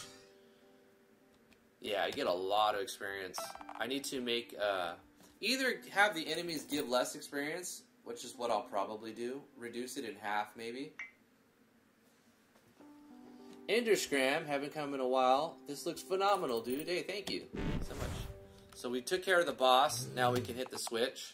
We rescued the blacksmith. We could actually farm the boss if we want to. I'm going to go to the back room and get the chest if I didn't already do that. Because that's an erase event. So if the player wants to farm the boss, they can. You can get something 1% of the time that's going to give it a good... Or no, I think I made it 2% of the time. I like the lighting in this room. I'm using Tarax lighting, but just selecting different colors. It's got an overall tint, so make everything kind of a gray. And then the player has a white light around him, and then the coral is glowing with like a greenish glow. Kind of like that effect.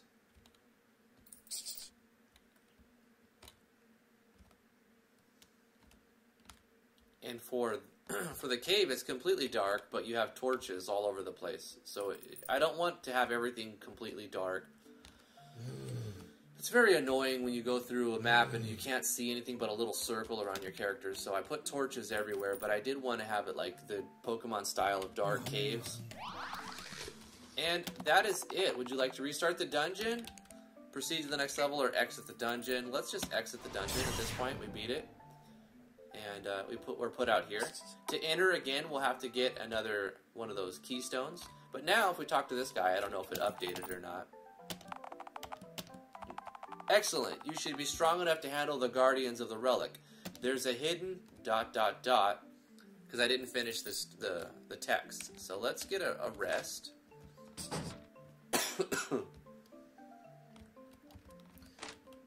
Hey, my wife showed up. A wild tea appears. There's also no way to have changeable layers for, like, a bridge. Plus, 10 layers with doodads are nice, but more is better. A lot more. T's been using Tile D with a Archaea plugin to make it work for MV. She's been doing nothing but that for the past few days. So I just see her on her computer making maps, and at first it was very slow, but she's getting faster and faster and faster, and I'm beginning to think maybe I should just learn Tile D. but I also see all of the problems that she's running into constantly. Like, for example, if you're using Tile D, there's a feature that lets you flip a sprite. Let me go ahead and accept these notifications. Thank you, Studio Blue Games, for the subscription. I really appreciate that. That's very nice of you. Subscribe to my twitch.tv/driftwoodgaming account. And then a YouTube sub. Thank you so much for the sub. Very, very nice of you. Sorry for the delay. I have manual screening so that I have to click the check mark for them to go through.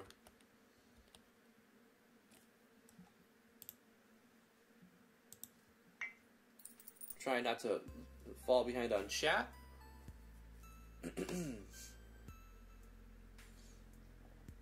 Visibility problems tend to be more annoying than anything in video games, or at least it's my opinion. Studio Blue, True T, you definitely have to choose your design elements, parallax doodads around your plan for the map, as well as the game itself. Ebony Manta, hello, how are you doing? Like, it's really hard to actually do them well. Jonas says, with proper planning, I feel like 10 layers suffice. Too many more and it might become too many.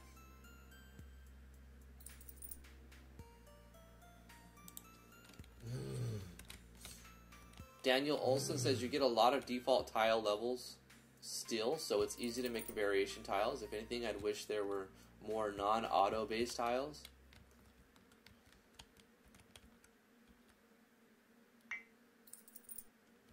No problem, Ebony. Thank you so much for the subscription.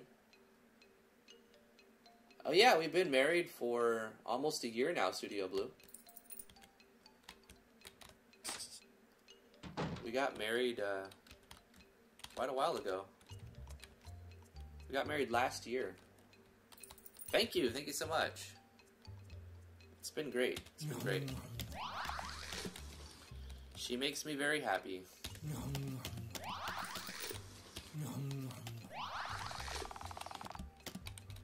So we need to draw the interior of this. We need to start making new enemies for a level 11 to level 20, a level 20 boss. We need to design at least 10 new maps that will be randomly rolled in a dungeon-like system. We need to touch up a little bit on the graveyard. We need to add the boss for the relic that lets you break the damage 999 cap.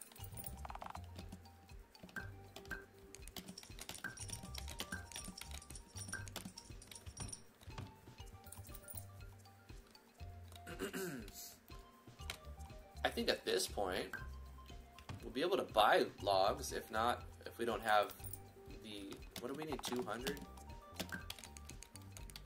Right, he doesn't always sell them, though. You have to check in constantly. We're out of pickaxes, so we gotta buy that. But, luckily, we got the blacksmith. So now he's here. We rescued him. For 1,000 coins, I'll set up a basic forge and smelt ore and coal and turn it into ingots. Pay him. Excellent. I'll be right above the pond. So he goes over here, and he sets up his little shop over here. We've got the basic forge up and running with 3 ore and a single coal and 50 coins. We can smelt an iron ingot. Should I get started? Start smelting. And we can have him stop smelting or continue smelting. So now he's going to turn coal and ore and coins into ingots. And with those ingots, we're supposed to be able to make tools. So I think what we'll do, inside the Tinkerer's shop, we'll have the Tinkerer take these materials, the iron ingots, and with the iron ingots, you can craft... Did I make this in the synthesis menu already? Enderscram dropping the 2 pounds. 2 million pounds super chat. Thank you so much, Enderscram. Appreciate it. Keep up the progress, dude. Also got a plugin list. I can show you my plugins if you want. I'll just show them to you. Did I add that somewhere? Yeah, I did. So instead of making the Tinkerer have to do it, the player can do it with iron ingots. So wooden logs and iron ingots, and you can make a chest of picks. And I will also add a chest of axes, I think is what I called it. A chest of saws. And that's how you get pickaxes. So you can use your pickaxes. I need to rename this to food to consumables. Because these aren't actually food, they're just consumables. You open the chest of pickaxes. Boom. And you get 18 pickaxes. Boom. We got how many? 18 again. Coincidence. You can get anywhere from 10 to 20. What do you get? 20. Getting good rolls on these. 11. Ah, that one wasn't that great. That's fine. Law of averages. So now we have 96 pickaxes because we bought 30 and then we made a few chests with the item synthesis, right?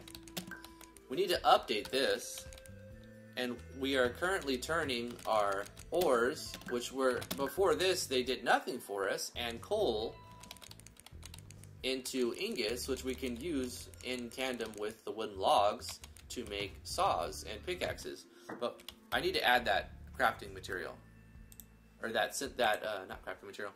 I need to add that in the synthesis menu. So I need to add that recipe. Let's go to the chest of saws and look at it. Apparently it's already created. Maybe I didn't add that to like the Tinkerer's bag. This is item 63. The chest of picks is the same thing. It's 23, and then this is 63. So let's go to the Tinkerer's kit. Yeah, I didn't add it. So let's go ahead and add that 63. So now the item recipe will be in the Tinkerer's kit. So in game, when we open up our synthesis menu, we'll see the chest of saws here as well.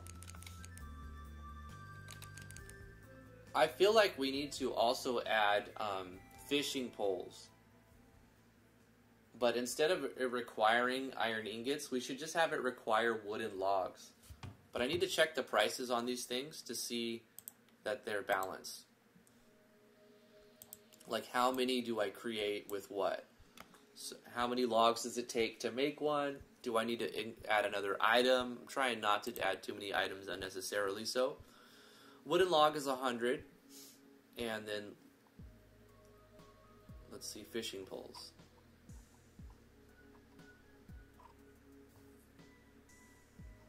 Fishing pole is 50.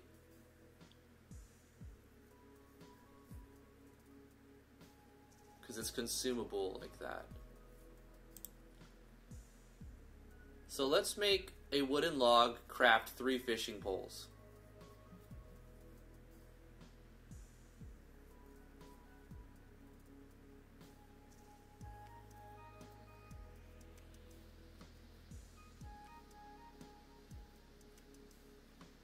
So Drifty, will Toaster be a special DLC character for the game? I don't know if I'm going to do DLC. I'll do updates and just give the updates out for free. I just want to have a set price. You pay the price, you get the game. That's it. No ads in the game. No DLC required. It's just, as I update the game, I'll just push updates and then you'll get free Steam updates. And the toaster is going to come default. It's going to come with the package. You get male, female, and toaster. Battle toaster, that is. Problem here is we have wooden logs set to 100, and fishing poles are extremely cheap. I think, let's see, I think I need to up the price and make them 1 for 1. That makes the most sense. Pickaxes are 50. The saws are 50. I probably need to raise the price on the pickaxes and change a few things. Change the... yeah, let's do this. Pickaxes are 100 now. You get plenty of money. It's not a problem, really.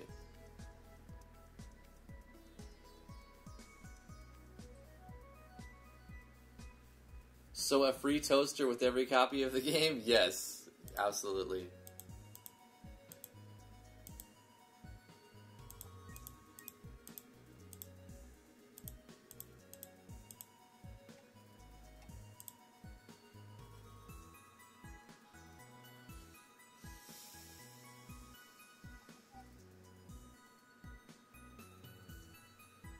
Fishing poles will be 100. I mean, it would kind of make more sense to just reduce the price of the wooden logs. Because then I have to change the number. Yeah. It makes more sense to just change wooden logs to 50 and go 1 for 1. What else is that going to affect, though?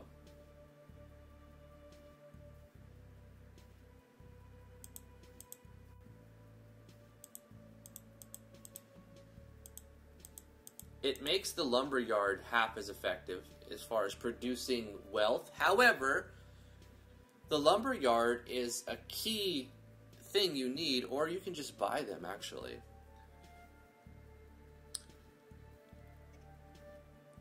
You don't always consume a saw when you harvest lumber, so it makes sense that if you're paying 50 for a saw, you can get multiple logs, so it still makes sense to buy it. This makes it better for...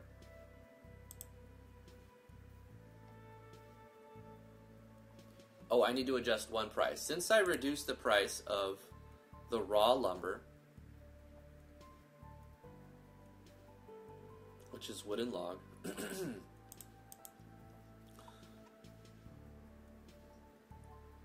the thing that it creates, the cut lumber, something like that, what did I call it? Cut lumber. It produces 5 of these. So, if I wanted a 1 for 1 transition, which I kind of don't, I would go with 10. So this is a 25% bonus by processing it. Because you get 1 wooden log and you get 5 cut lumber. So 50 and 75 out. But you got to pay the guy a little bit each. You still make profit.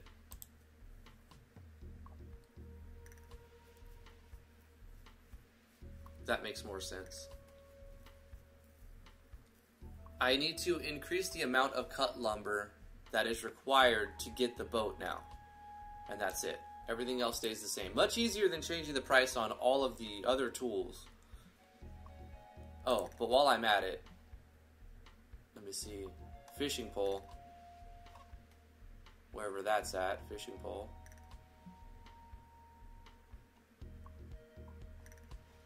I need to add that to... Come on, fishing pole. There it is, 35. It needs to be a crafting recipe.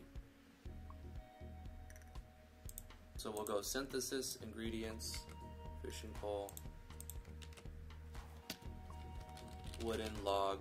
Oh, actually, let's make it consume processed lumber. Yes, yes. Cut lumber.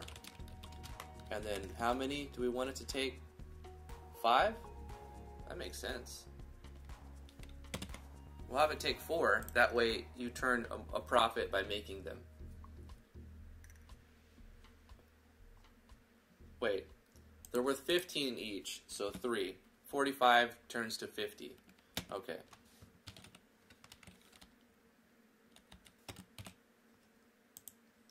Cut lumber. Make sure I spelled that correctly, verbatim. Cut lumber, yep.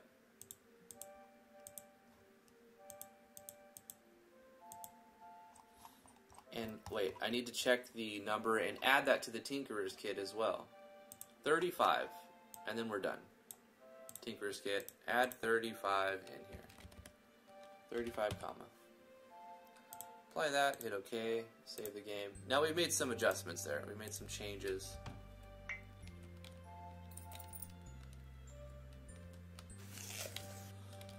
Okay, one more thing that I'm actually done doing the play test through this time.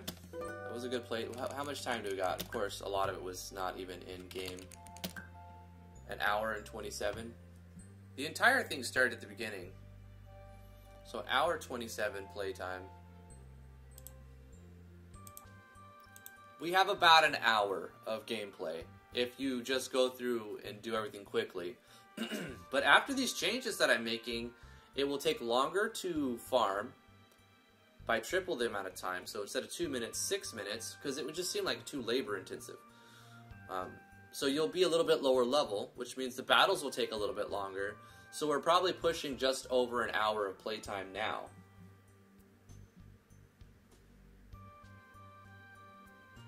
Let me go ahead and show this picture, Jonas.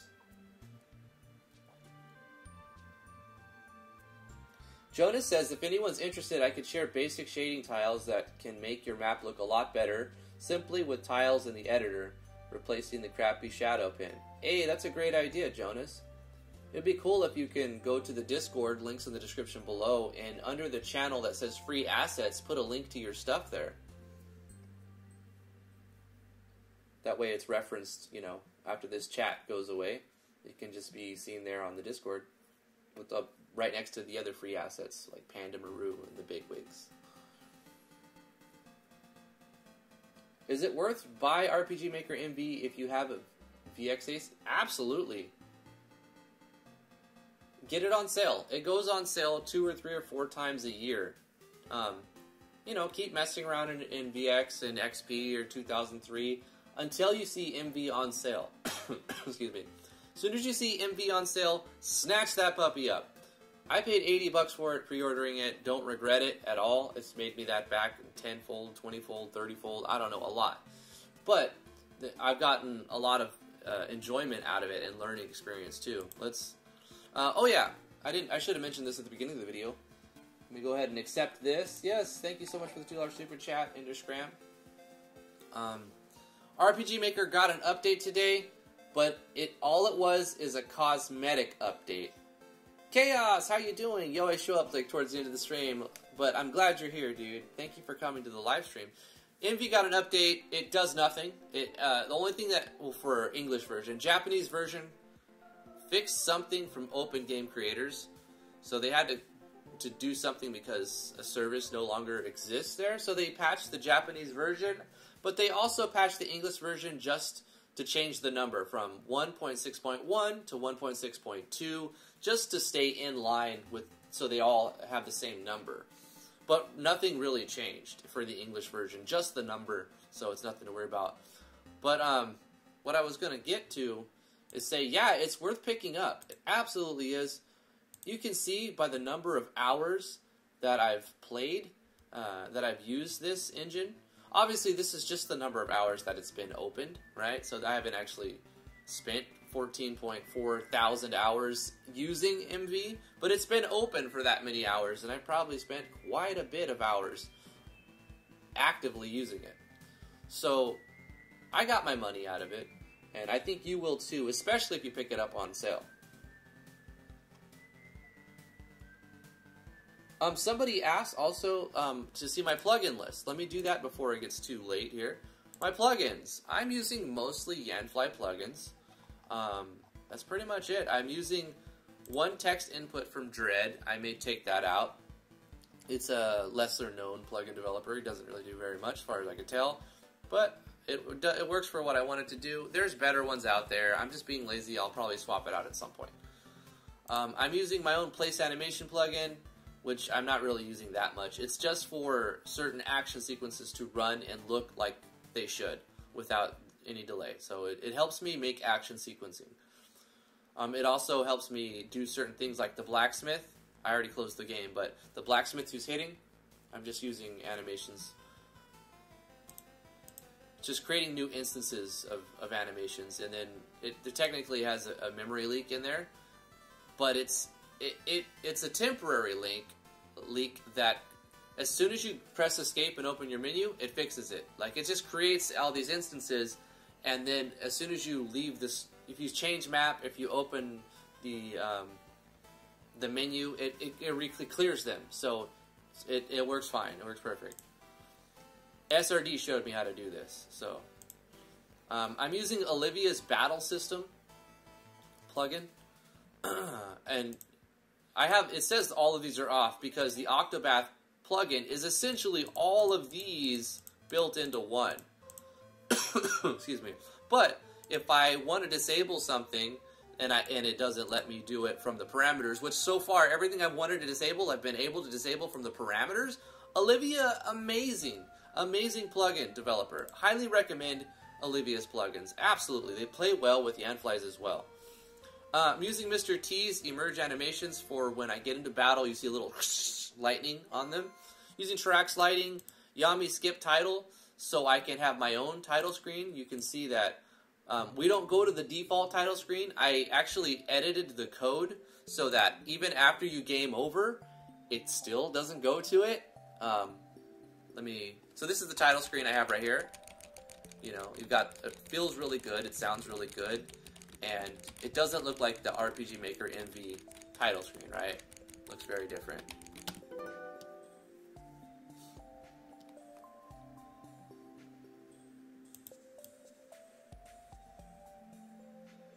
There's more credits I have to add by now already. But let me show you the game, open folder. I did edit my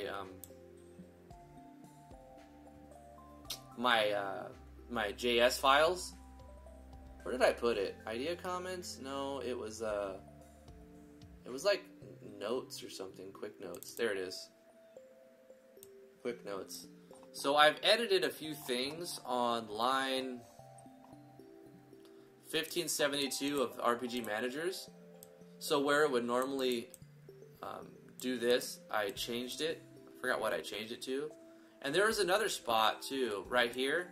The RPG scenes has been changed on 1830. Like, I did some manual editing of the JS files so that it doesn't go to scene title at all. We just completely bypass it. And I need that plugin to skip it from the first point. Like when the game starts, it just skips it there. I could just manually edit the JS file, but I have a plugin for that. The plugin didn't do the skipping of the title when you game over or when you end game. So like you'll have this custom start menu and then you die and then you go to the default MV one and it looks terrible in comparison, right? So I had to manually edit that in addition to using the Yami plugin. Is it Yami? Hold up. Yeah, a Yami skip title plugin. Doesn't need any parameters, any help file. You put it in, it skips it just goes to where your player is started and it doesn't go to the title screen. So I'm using Galv's message style because it plays very nicely with Yanfly's message core. And it lets me not have a big show text box for like one line of text. It could just have like a little bubble pop out in the middle. And I really like that. I was using SRD's preload core for to fix the and the game upgrade, which is the requirement to use this one, like it's a prereq. But there's a memory leak and the game just crashes after like 5 or 10 minutes, so I can't use these, unfortunately. It sucks. I'm gonna have to use another preload core because I still have the bug that sometimes it doesn't play the character's face graphic. I'll illustrate that. And I've had tons of solutions thrown at me. I know how to fix it by now. You see I didn't show the face graphic there? I need to just put in a preloader core that loads it. And the one that I want costs $5, and I'm going to get it eventually. If it doesn't magically fix itself by the time I ship the game. Let's play some piano. I want to play some piano. I have these keys. You only have one octave right now. You know, up there.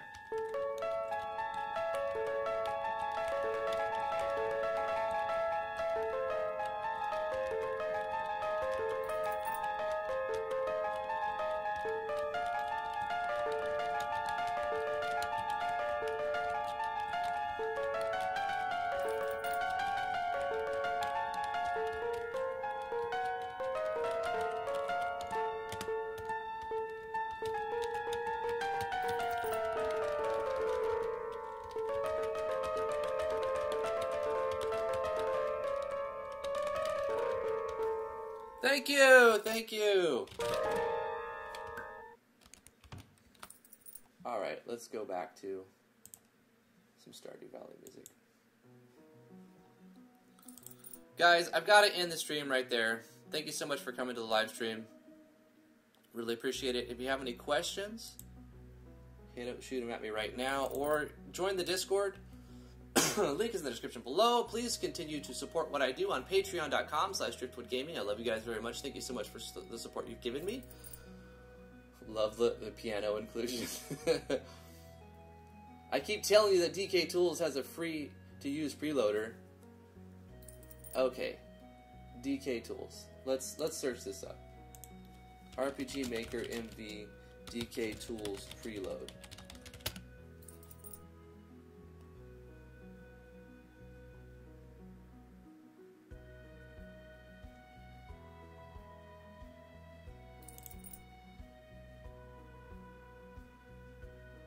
That's the master list. No, not that. What about this one? DK plugins, DK tools, source code.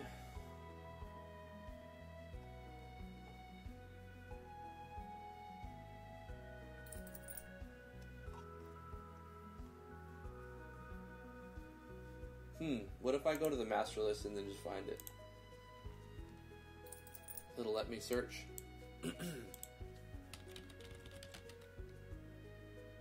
Let's just go preload. Show me all the preloads. Preload manager, preload core, audio delay.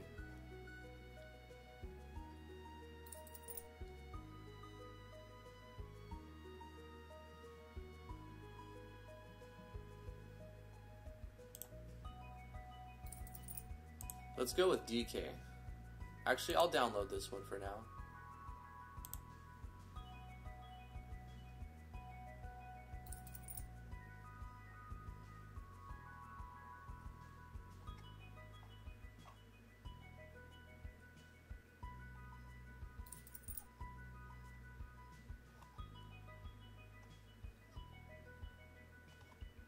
I'm glad it lets you disable the stuff you don't want to. Last update in 2015?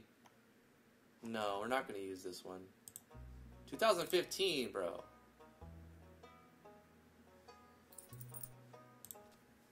Just type in DK. DK core, probably required, right? For the preload, unless the preload is a standalone. DK tools.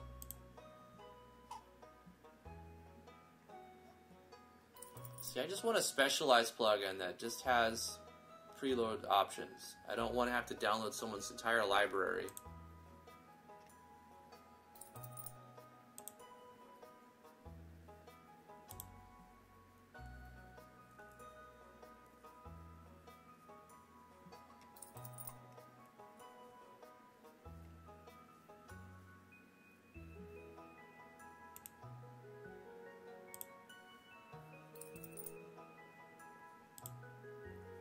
Alright, we got the 1 megabyte JS file. Dang.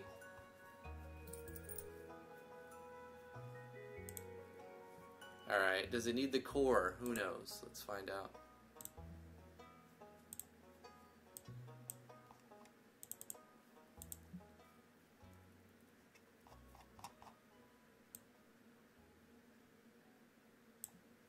DK tools.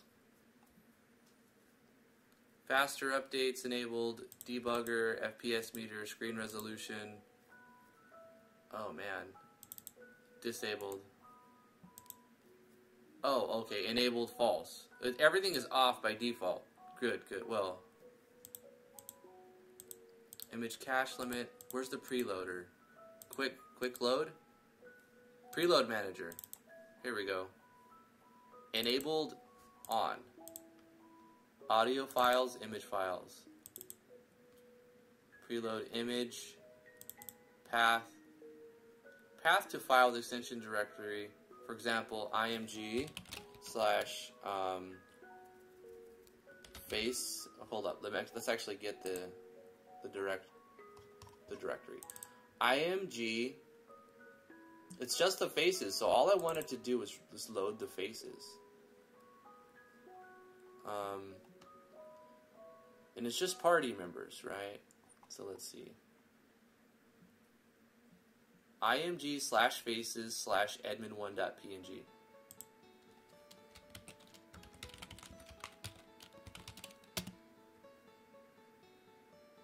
Caching. We'll turn it on. You can change the hue here. That's interesting. Okay. Let's add another one. Change the path to img/faces/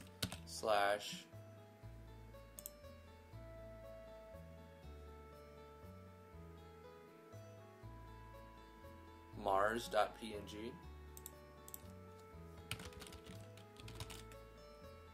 Okay, okay. Wait, hold on.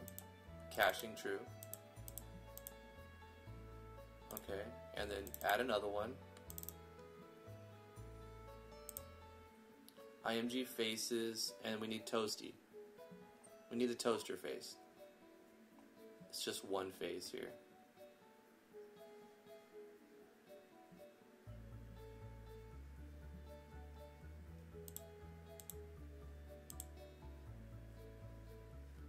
I'm just going to hit F2 and press Control C for that. img/faces/paste.png. Toaster by vapor. And turn on caching. Okay. Nothing else should be on. All I need is the preload manager from this. Let me just read real quick to see if it requires anything else.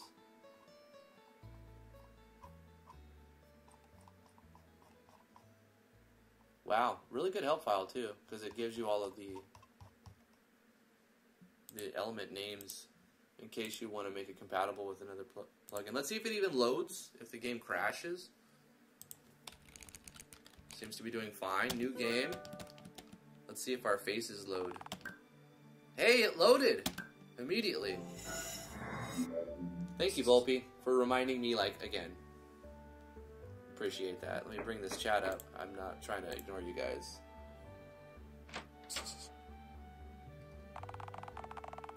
Didn't know Donkey Kong made plugins. What does DK stand for anywhere? Let's see. Forums. I'll show that. That link will work.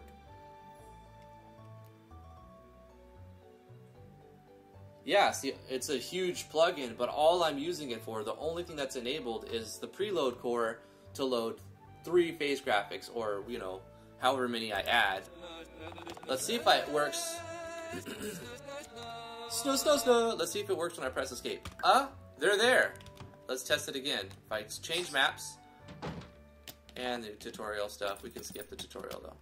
La-di-da-di-da. Skip the tutorial. Faces there. Hey, we fixed it. Great job. Thank you, Volpe. So I need to credit that. Let's game open folder. Go to my credits.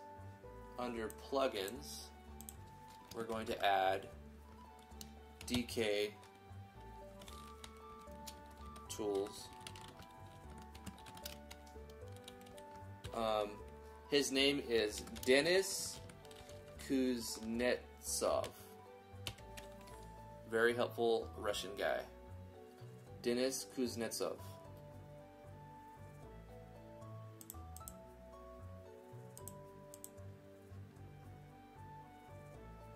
A lot of good coders come out of Russia. If you guys have played with any of the alpha plugins, the alpha ABS or the alpha multiplayer thing, really nice Russian guy. Really helpful Russian dude.